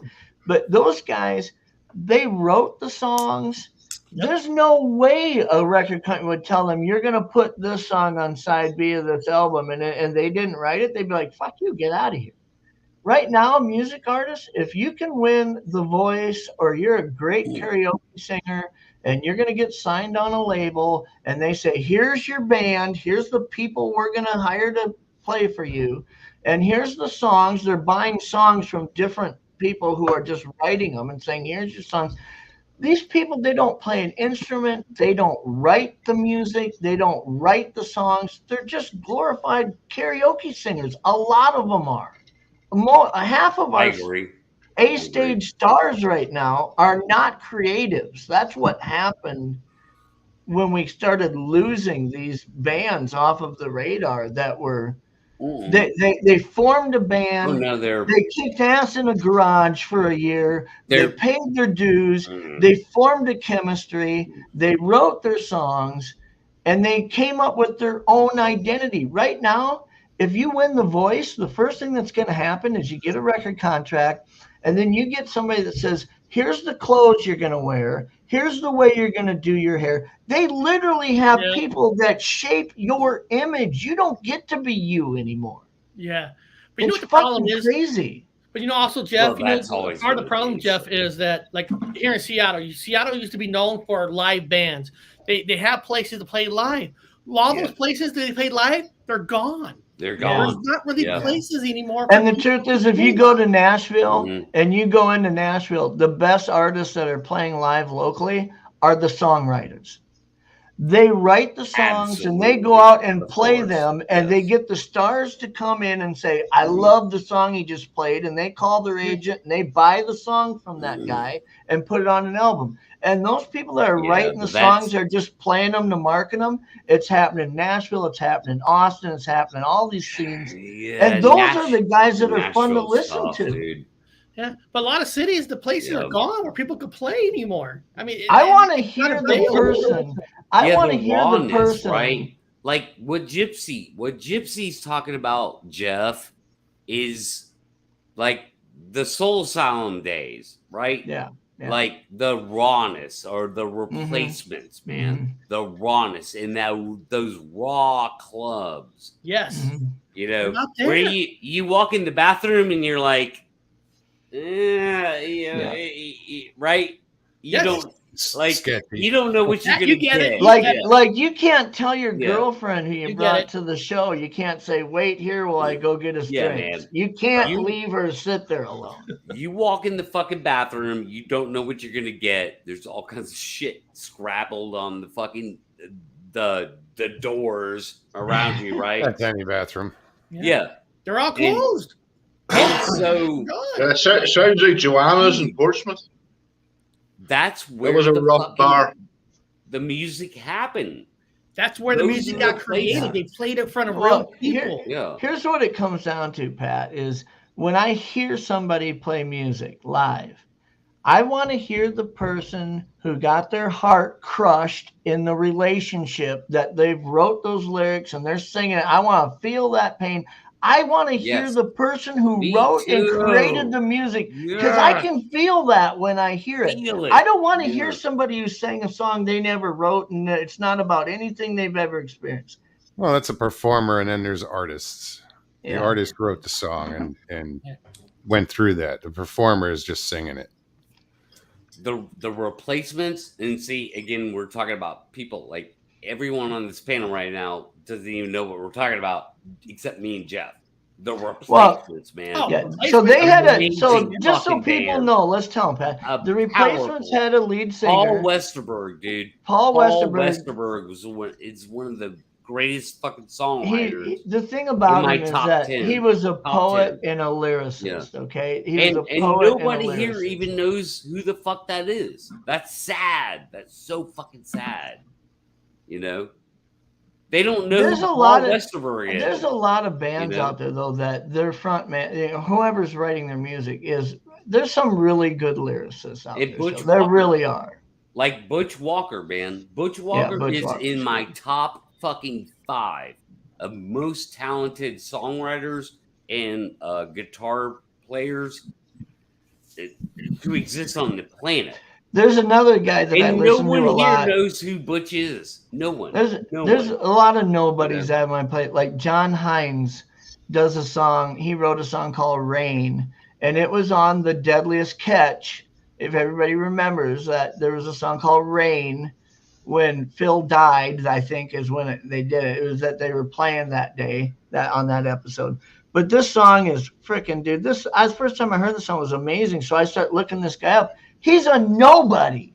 And I find out he has like 3 obscure albums out, and I'm listening to these songs going, how come this guy isn't famous, man? Yeah, that's fucking sucks, dude. So I will say this, dude, while I have the chance to say it. Go check out these 2 things or 3 things. Like, go listen to George's Satellites. The Georgia Satellites. Mm-hmm. Battleship Chains. Seen the Georgia Satellites live? Yeah, not Battleship Chains, but the name of the song escapes me. I don't know. Keep your hands to yourself was the Keep your hands to yourself. 6 Years Gone. Georgia Satellites. 6 Years Gone. Butch Walker, Best Thing You Never Had.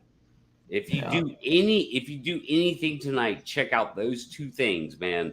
Listen to the Satellites, 6 Years Gone, and Butch Walker, Best Thing You Never Had. It'll fucking change your life. Well, an example of some great lyricists who were great musicians is be like Darius Rucker with Hootie and the Blowfish. You listen to his songs that he sings about and the pain that's in those songs.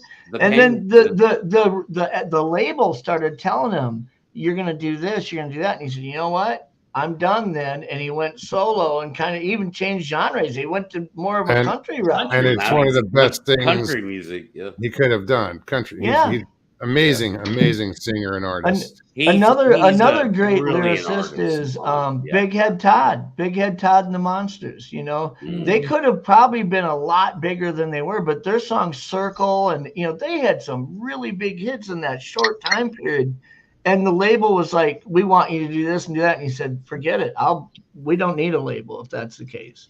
And they just kept touring the same 2 albums all the time. Man, those gatekeepers don't exist, right, Gypsy? No, they don't.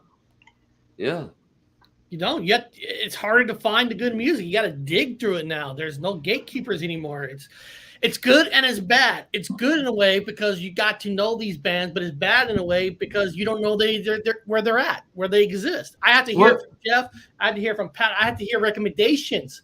What's funny is in the rock genre, this shift happened over a long time, right? Yes. In the country music genre, it happened overnight. I mean, it really did. The real country artists. I mean, when we're talking about the 90s, when you had Dwight Yoakam and these guys, right? And then that shift where like Jason Aldean came in with all the pre-recorded loops and everything. Yeah. Not that music wasn't cool, but all of a sudden everybody had to sound like him. And now what really blows me away is in country music when you get somebody like a Jamie Johnson comes on the scene. and it's everybody's comparing him to, oh man, it's like Waylon, and you know, it's because he's bringing the roots back. He's not about the pop and the lights and the as opposed to hey, all I need is a dirt road and a dying dog. That's it. Yeah. You know. Oh, and I just broke up with my girlfriend.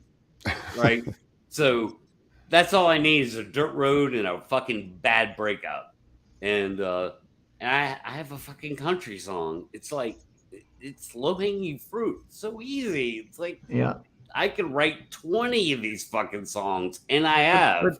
But there are a lot of good artists out in country music. It's not all pop. You know, I see some people saying, "Oh, the country music sucks today." No, it doesn't. No, there are still some really good bands like Brothers Osborne. Yeah, a lot of different man, solo artists that do sound traditional and keep that country sound going. You know. Well, and what I appreciate about them is, you know, like the '90s country, when Shenandoah, Pirates of the Mississippi, all those bands. When you went to a music festival and you saw them play, they never recorded anything in a studio that they couldn't recreate live. Even songs like Black Hawk, or bands like Black Hawk, who did like 3-part harmony, like on a lot of their songs, they did that live. They didn't need effects. So much of the current country music, they can't do live what they did in that studio because you don't understand how much artificial shit you're listening to from the studio.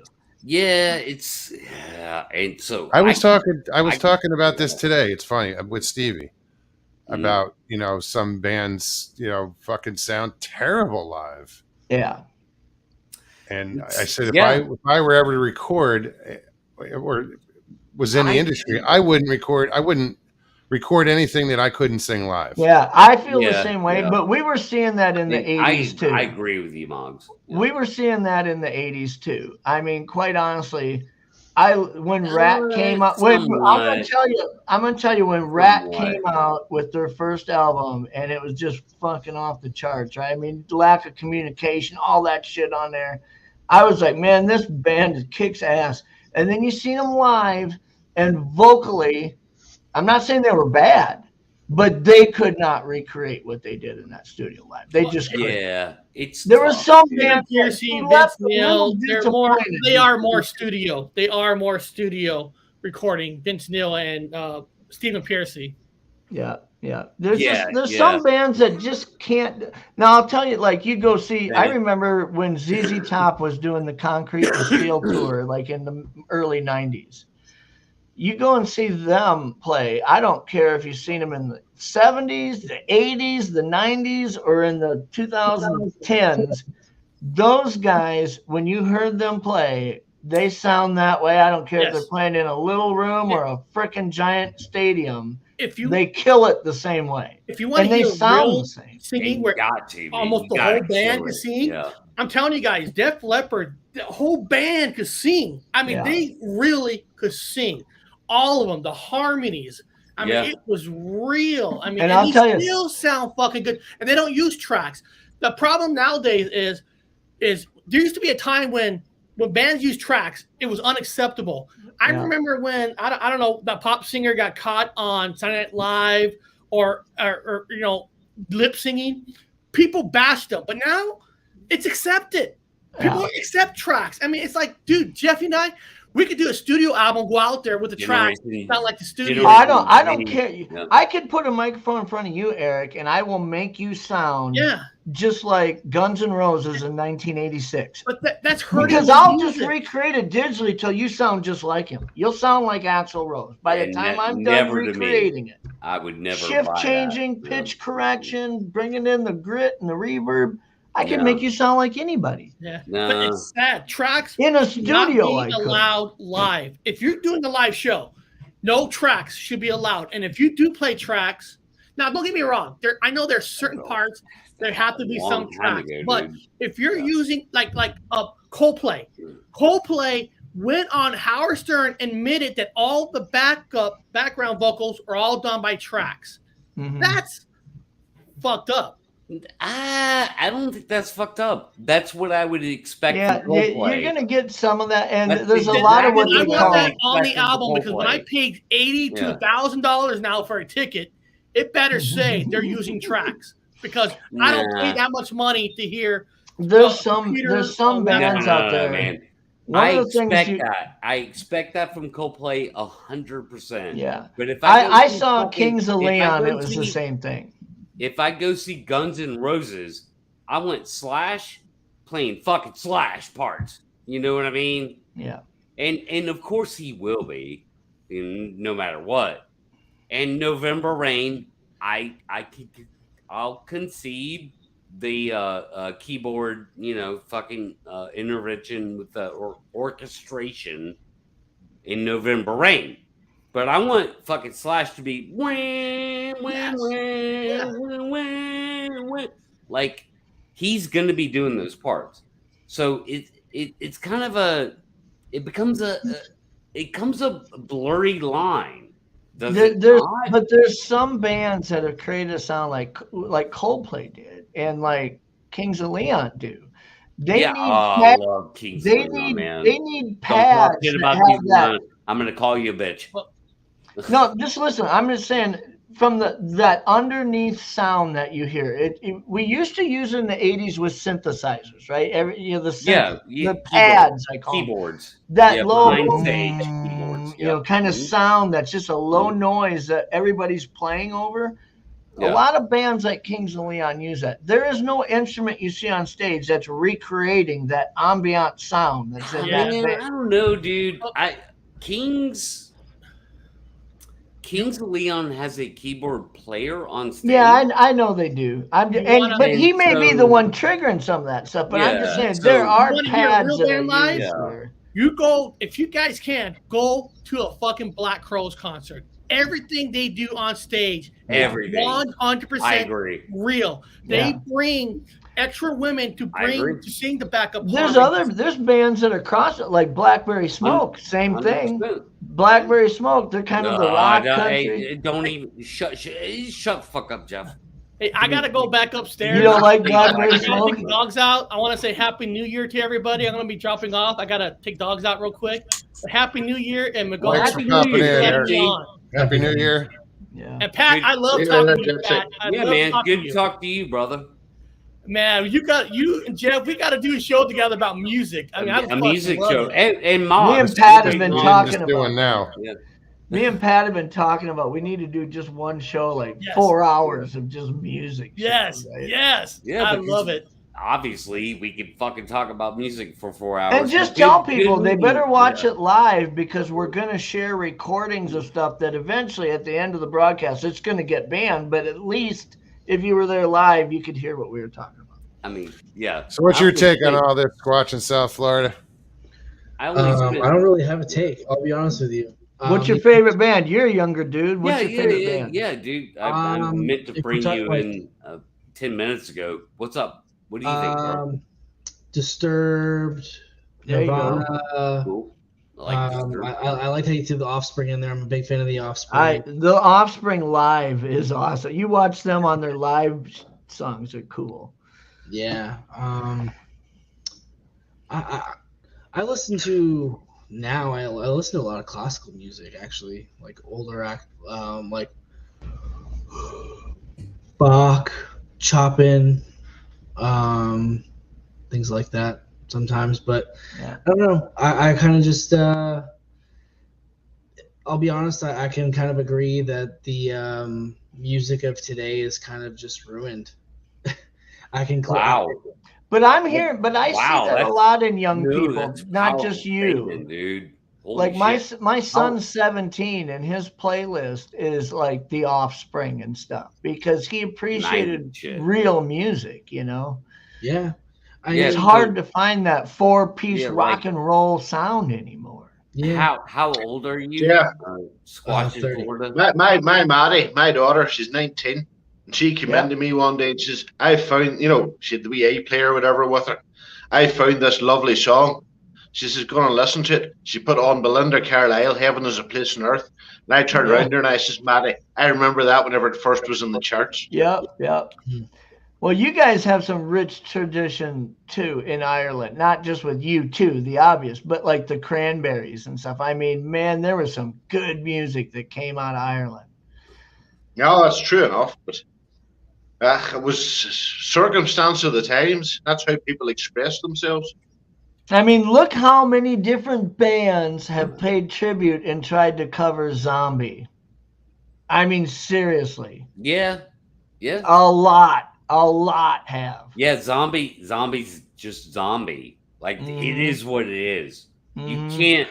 And you're talking about a girl who died in a bathtub, but long before that, she wrote the song, she came up with the lyrics, she came up with the music, and she had a band that she grew up playing with and taught them how we're going to make this ours and rise up with it. Nobody handed her the song and said, go record this, you'll be famous.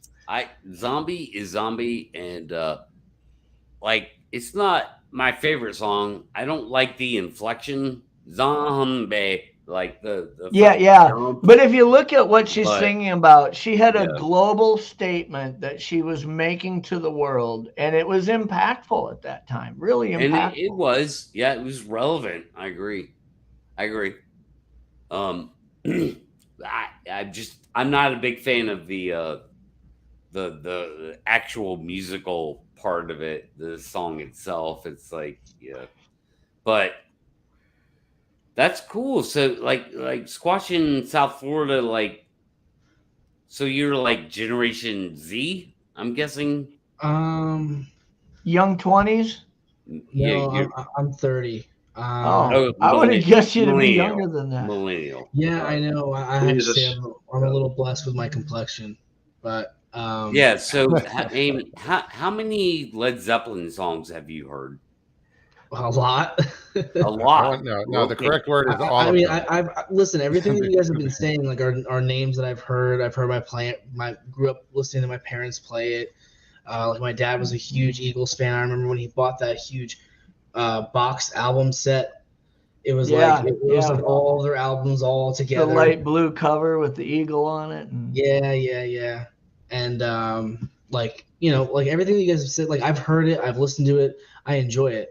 I was just more or less referencing to like the music that's being created now that you would expect someone of my age to be like, oh, okay, yeah, let's go out and listen to this in a club or let's listen to this in a bar, and I just have no interest in it. I mean, listen, and I'm not stuck in these genres that we've been talking about. I love a lot of different genres. I love listening to sometimes when I'm driving my Yukon, I'll crank up 99 Problems by Jay-Z. I mean, the bass and the way it just the inflection of how they've got that song to drive to it. Fucking years ago, Jeff. No, I know, but I'm just saying it's a completely different genre than anybody who's stuck in 80s metal and country or anything like that. I'm not really like opposed to any different, like any specific genres. I enjoy some country music depending on who the artist is. I prefer like ones that have a good southern draw and a twang, and they I don't know if you've ever heard of a guy named Luke Combs. He's actually a newer country artist. No, Luke Combs, I love him. If Luke you Combs ever hear Can I Get an Outlaw song live, man, he kills it with just an acoustic guitar. Some of but those guys he you can originally sense recorded that song with what's his name, Ryan Upchurch. Oh, cool. Yeah. A lot of those guys you can sense though. They've got an old soul. I mean, some of these new country artists have that old soul, even though they're sounding like modern country. You can tell they aren't no posers.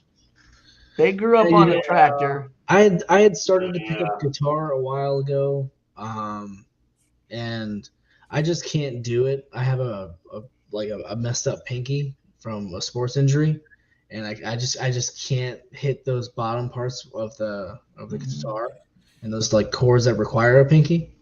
So I kind of just gave up on it. But I'll tell you a fun little story. Don't fucking give up, bro. When I was in 7th grade, my mom always got her hair cut by her sister, who was a beautician. But she'd go to her house, and my aunt was married to my uncle grew up playing in a bands all through the 70s. I mean, he was just loved playing. He had a whole music room full of guitars and amps. So I went with my mom to get her hair done, and I'm sitting there waiting, and I walked into that music room, and I picked up a old Fender Strat, like a 1964 Strat, and I plugged it into an amp and turned it on. And I was sitting there making sounds on it, and I noticed he had a big stereo and stuff, and I hit play on what was in there, and it started playing Heart's song "Crazy on You." The intro, where it starts with the acoustic and then it goes on the electric part. And so I started figuring out where those notes are. And I just kept doing it with the song, getting it down. And then I thought, I wonder how they're playing that beginning part. So I started figuring out the 2 chords they were shifting back and forth from. And my uncle came home, and he walks into the music room, and I'm sitting there, and I thought I was in trouble because I'm using his guitar and shit. And he says, "What are you playing?" And so I show him, I said, "Listen to this." And I started playing the intro, and then I'd play the lead to it. And he goes, "How did you figure that out?" And I said, "I just did it in I've been in here for about an hour." He goes, "You figured this out in an hour?" And I said, "Yeah." He took the guitar, put it in a case, unplugged this Yamaha twin 212 amp, wound up some chords, carried it all out to my mom's car and put it in and says, "You need to take that home." Wow. And that's what I did. I sat in my room. I remember listening to "Rock You Like a Hurricane" by the Scorpions when I was in 8th grade, listening to the bar chords. He taught me how to, real quick. I mean, if you've never played guitar before and you want to, your first step playing rhythm guitar, you can learn classically how to play a C and a G and a D and all these things where you need all your fingers on most of the strings. But there's a system called power chords or bar chords where you can play 2 or 3 strings and hold your fingers in that position anywhere on the bottom 4 strings of a guitar and play every chord there is, just moving around. And he taught me that simple deal. So when I went home and I'd hear a song on the radio, I could figure out how to play it in 3 minutes. I knew the chords, how to play them. And I remember after I'd been playing for probably 7 or 8 years, and we had a band and we were playing all the time, I'd say, "What are we going to play?" And they're like, "We're playing this in a C major 7. And I'm like, "Dude, I don't know what the fuck you're talking about." Yeah, what the fuck is that? Put your hand on the neck of your guitar and show me where you're holding your hand. Okay, I got it. I know where to start from. But I didn't know what a B minor and shit. I mean, I didn't know what that shit was. Even after 7 years. Finally, after I'd been playing for a long time, I had to go back then and teach myself classically how you would normally learn to play it. But squashing, dude, don't fucking give up on playing guitar, dude, because you feel like you can't put your pinky in the right position. Oh no, yeah. I can't either. Almost every bar chord I played. This is as much as I can bend this pinky down. Yeah, I know. That's fine, dude. That way, I have no. And you know what? That's fine. You can learn. You can learn to do this. You can learn to do drop D, and fucking play a different way. No, alternate tunings. I appreciate it, but I'm good. Yeah, man. I have no interest to push the envelope with it. I just don't. I prefer playing my keyboard when I want to play something. Oh, okay. So you well, at least you have that. Yeah. Musical talent. I just sing, and like Jeff was saying, I could probably create, but I'm not a musician. If you go to my channel, all the intro tracks that I've made so far, I've made all of those from scratch using digital programs. Right. Okay. Well, I just think it's cool that you're influenced by bands and that necessarily are ones that you're digging back in time to find the ones that you liked. I walked into my 17-year-old's bedroom the other day, and he had on his stereo, he's playing Kashmir by Led Zeppelin. And I'm like, proud dad moment, It's like, dude, definitely. Seriously, dude, I want to buy you a new car right now. It's like, damn. All teary-eyed. Yes, absolutely. Oh my god, that's amazing. So Christina is singing Delta Dawn in chat. That's funny. Sing whatever you want, right? Well, it's just to see the lyrics come up. I looked up. I'm like, oh shit, that's Delta Dawn. They're doing a duo, her and Papa Craig. Right. That's funny. Oh yeah, they actually are. You actually, you had just did your show with the DNA guy, right? This last Monday. Yeah. I didn't get to participate in the chat. I was busy in the middle while it was going on. I watched it on the end. Did you by any chance happen to talk to him about how long hair samples last? Yeah. So what I would recommend to you is his name is Darby, Darby, and his last name is Orcutt, ORCUTT. And if you go to DarbyOrcutt.com, he has a page that you will learn a lot about, like how long it lasts and stuff like that. And in fact, he's got a deal where in February, when he's the DNA coordinator for Doug Hychek's Legend Meets Science 2 documentary, and they've got the labs all set up. All the scientists are working with him. He's kind of the head of it. And he's going to put a call out in February. If you've got hair samples that you strongly believe because of the way you collected them or where you found them, that could be Bigfoot samples, he's got a questionnaire, a vetting thing, and you're going to send them he'll let you send them to him. Okay. So you don't need to write a $10,000 check. If it passes the story and all this, and they're looking at the cell structure around it and it's intriguing to them, they're going to test it. So go to DarbyOrcutt.com and you'll stayed in touch with that. Yep. I'll definitely check that out. Because I know that I had sent part of the hair sample that we had collected to Tim T, and he looked at it under a microscope. And he doesn't have a one that could check whether or not they're 5 scale or they have a medulla or not. But the outer morphology of it, how it looked was very interesting. It was multicolored on strand. Do you have more? Do you have more? I have some. Yeah. You found several strands of them when you found them on that picnic edge of the table, right? Yeah, it was a whole wad of it. Yeah, so I mean, you could send 3 or 4 of them to Darby and still have plenty left, Yeah. So I would go to his website. There's a how to contact him on there and get in touch. You can find him on Facebook, or he'll send you a link. Add him as a friend, and that way, when he's getting ready to put that call out, okay, we're ready. Do you have samples? Click here. It'll be going through his website when he does that. So, all right, cool. That would be cool. Thank you for that information. I appreciate it. Yeah, man. And dude, I appreciate you, getting whatever evidence you can possibly gather. Well, I have to say that it was all by accident. Everybody was looking at something else. And I'm like, no, look at the edge of the table. That's where the hair is. Yeah. Everybody thought that they were looking at palm fibers underneath the table. I'm like, no, it's right here on the edge. Hey, look, I mean, if you think it's evidence, bro.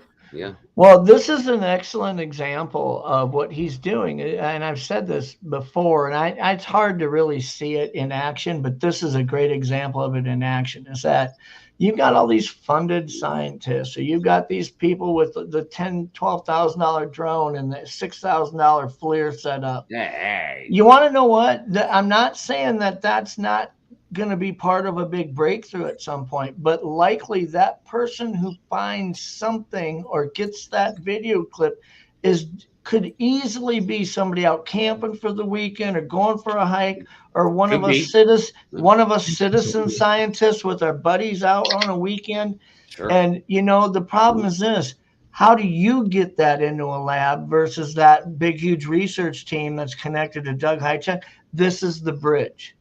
This is him saying, anybody out there has something that they think you're going to get it to him. He's going to vet it. And if it looks good, they're going to test it. And dude, unless you've got 10 grand in your back pocket, that's never going to happen for people like us who are just out there on the weekends. Yeah, but this is a great example. Yeah, it's a great opportunity too.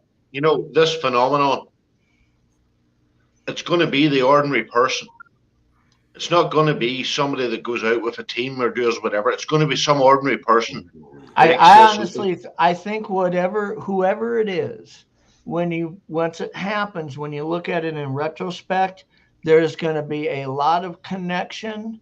If you ask that person, who did you learn what you learned from to get involved in this? They're going to say, well, I was influenced by this person, this channel. I learned this from this guy. I went on an outing with these guys. Everybody where they're at in their experience is not on their own. There's people who got them there. And so that's what I think is cool about it, is whoever it is that flips the whole thing on their ear, they're going to be able to look in retrospect and say, these are the people that were involved in getting me to where that happened. And that's going to be cool. That's really good. I think it'll be a combination. Yeah. Like I've always said, you're going to get some, you're going to, that piece of evidence is going to come from an obscure place. Mm-hmm. It may, and that's why I always say I want to be really careful about the arrows we sling at people that we dislike, because you don't get to control who it's going to be. What happens if Todd Standing goes out and comes back with hair samples, sends them to Darby, and Darby says, holy shit, dude, these are legit. I still think he's a hoax. I still think all this shit about him. But who's to say he can't find or film whatever I can find or film, or Pat? You don't know who it's going to be. So we kind of have to be careful in how we approach that. A little bit. I mean, a hoaxer's a hoaxer. I get that.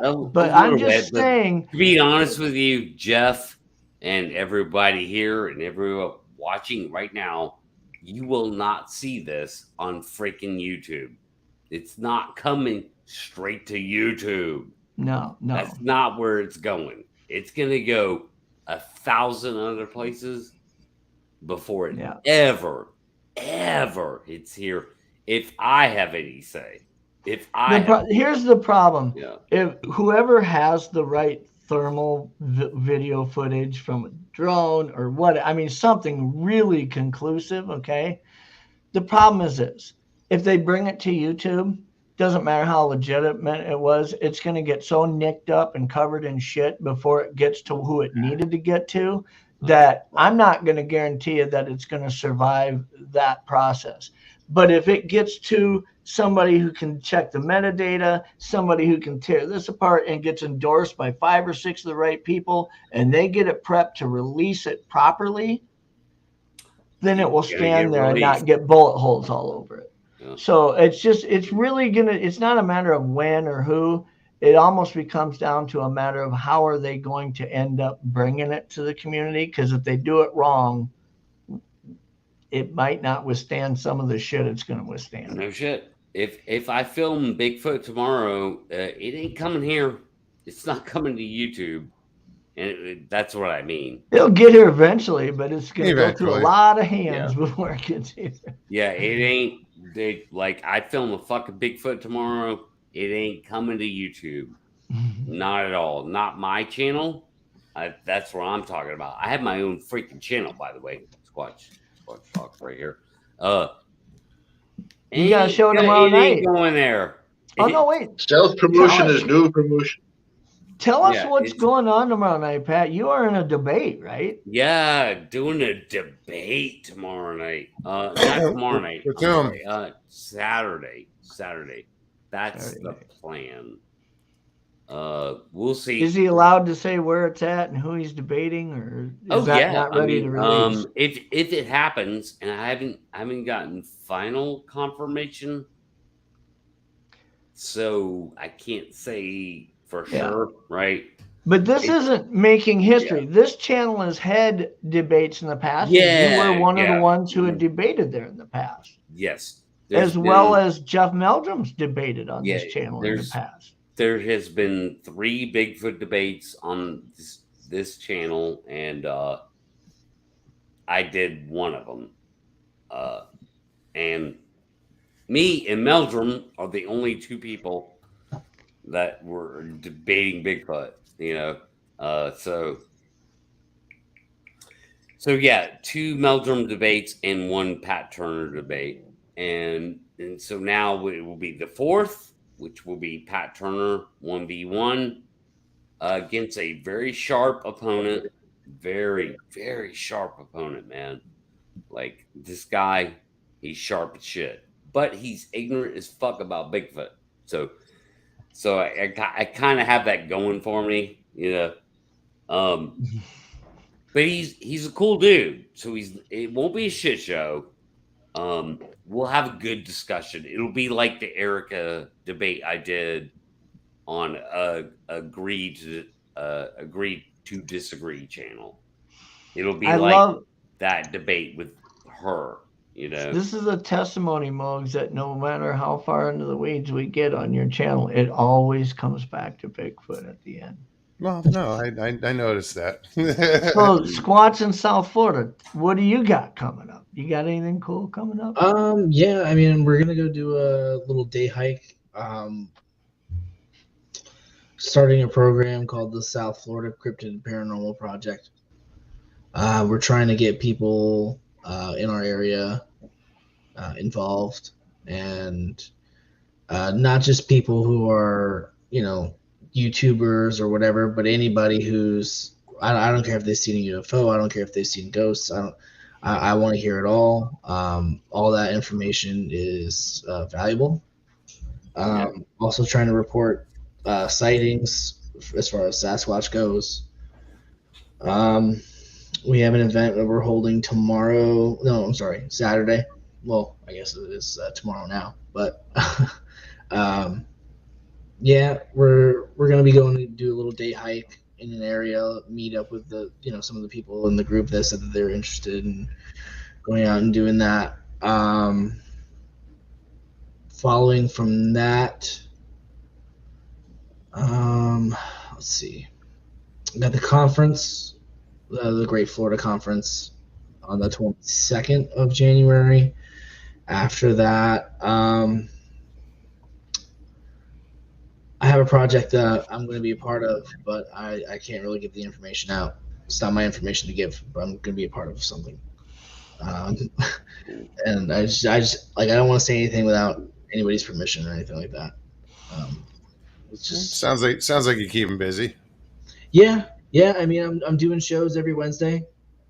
Last night I did one with Amber's Paraworld, which was really cool. She ended up doing a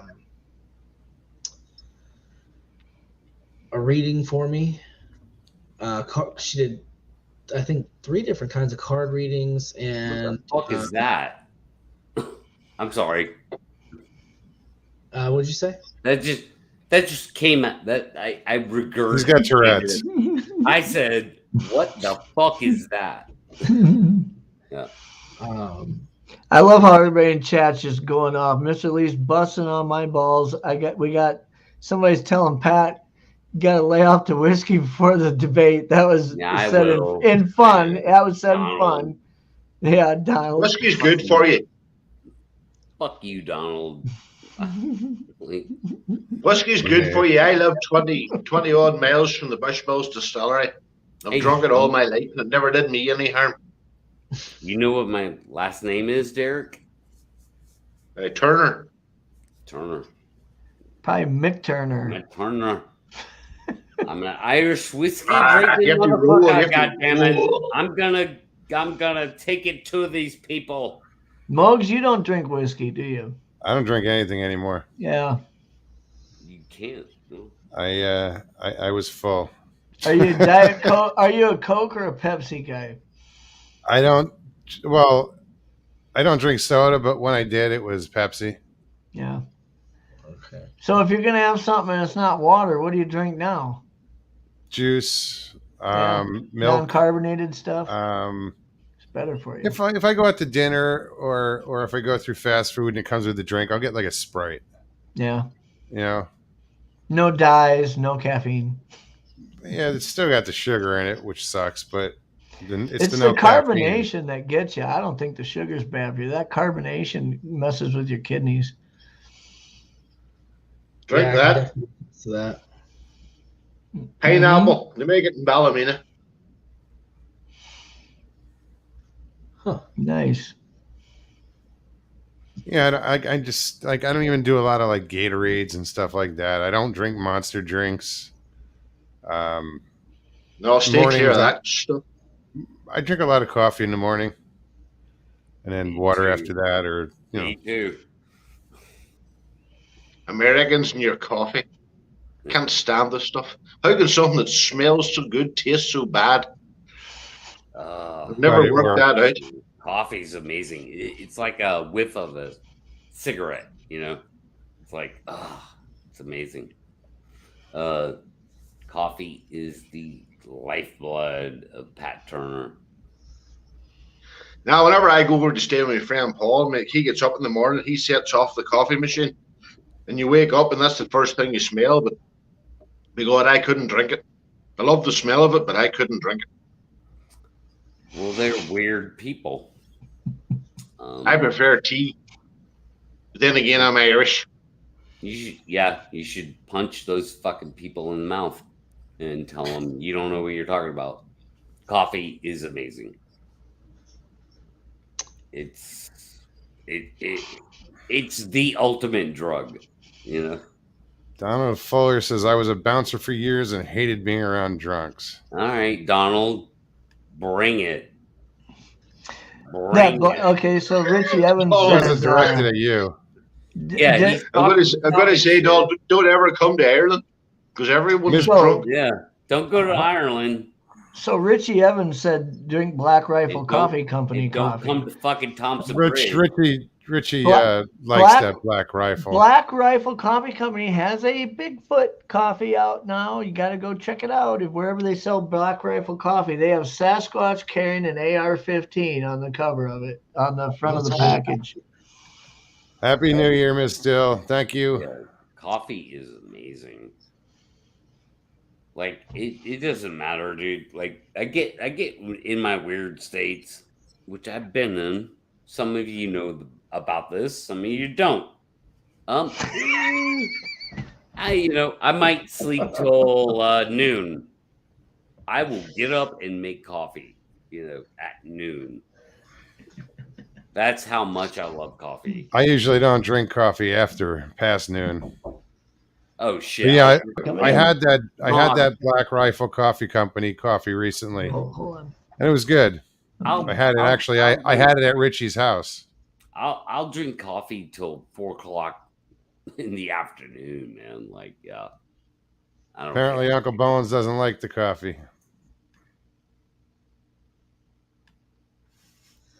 Dear. Whatever. No. Bring it up. All right, guys. Well, I'm going to get out of here. It's late over where I'm at. Hey, good meeting you, bro. Yeah, I want to hear more about what thanks you for got coming going on in your area, and what you think's going on, man. I look forward to hearing about it. Yeah, keep us informed. Just shoot me a. Oh, K. He's nuts. Where did the cat come from? Man. I mean, I'm gonna keep everybody posted. Check out my channel. That's all I can say. Check out my channel. I got some. And I will. New stuff coming up. Thank you. And listen, I have my email in there. If you ever want to, because I do shows, I interview all kinds of people. I'll reach out to you. Yeah. Yeah, definitely. And Squatch in Florida. Pleasure to meet you. Pleasure to meet you, Derek. So if you ever hear us busting, Happy New Year. Happy New Year to you as well. If you ever hear us busting on Florida, it's directed at Matt, not you. Just so you know. Matt. Because I was going to say earlier in chat, I was going to say just like Bigfoot, there's no ice fishing in Florida, but I didn't. I would only say that to offend Matt, and Matt's not there, so. Yeah. No worries. Yeah, it's not you, it's Matt. So don't worry about it. That's fine. It's just a coincidence, I guess. Exactly. All right, guys. You guys have a good night. Happy New Year, man. Best wishes to all you. Happy New Year, bro. Yeah, you too. Thank you, Jeff, for the information. I really do appreciate that. Yeah. Get a hold of Darby. Go check out his site. Yeah, I'm definitely going to check him out. Have a good night, guys. All right. Take care. Later, Tater. Good kid. Yeah, guys, we are going to wrap this up. You've run over the 2 hours, Mugs. Are we going to call it? Are we going to call 2 hours? Yeah, I got Stevie's locked out. She's outside. I got to go let her back in. Oh, for fuck's sake! You didn't lock Stevie outside. She dropped her key card somewhere. That's wrong. She's been out banging on the door for like a half an hour. No, she just texts me, says I'm locked out. I said you got to wait. Yeah. You scumbag! You fucking scumbag! Live. No, I'm not. It's not fucking. We're in Florida. It's not 30 degrees out. It's nice out. Trust me. So you'd lock a woman outside. Oh my god! I didn't lock her out. That's terrible. That's out. terrible. I used to like you, Mugs. You can go off people, you know. Fuck me. Oh, stop it. That's right. No, winding you up. I gotta go let her in. You hit that live button, and I mean we'll just kind of hang out. If or we can put a fork in. I'm going to put everybody backstage. All right. All right. Derek, I'm going to throw you backstage. Thank you so much. Go on ahead. I'll chat to you shortly. All right. Pat, I'll see you backstage. Thank you so much. Thanks, Bogues. It was fun. Oh, my fun pleasure, conversation tonight. Oh no, it was good. You know, I enjoyed the music conversation. I didn't follow some of those bands back in the day or know as much about, you know, the singers and whatnot. But the nice thing about it is music's kind of that universal subject that everybody can relate to some extent. It's pretty hard to talk about music and somebody say this is a boring conversation. That there's something in it they can relate to. Yeah, no, it was fun. Yeah, well, I appreciate you letting me pop on. Oh, my pleasure. See you in a bit. Yep. Well, guys, I want to thank everybody for showing up tonight. Hope you guys had a good time tonight. You know, it was a little different talking about music, but I agree with what Jeff just said. You know, everybody can relate to it. So last show of the year. Thank you guys. We'll see you next year.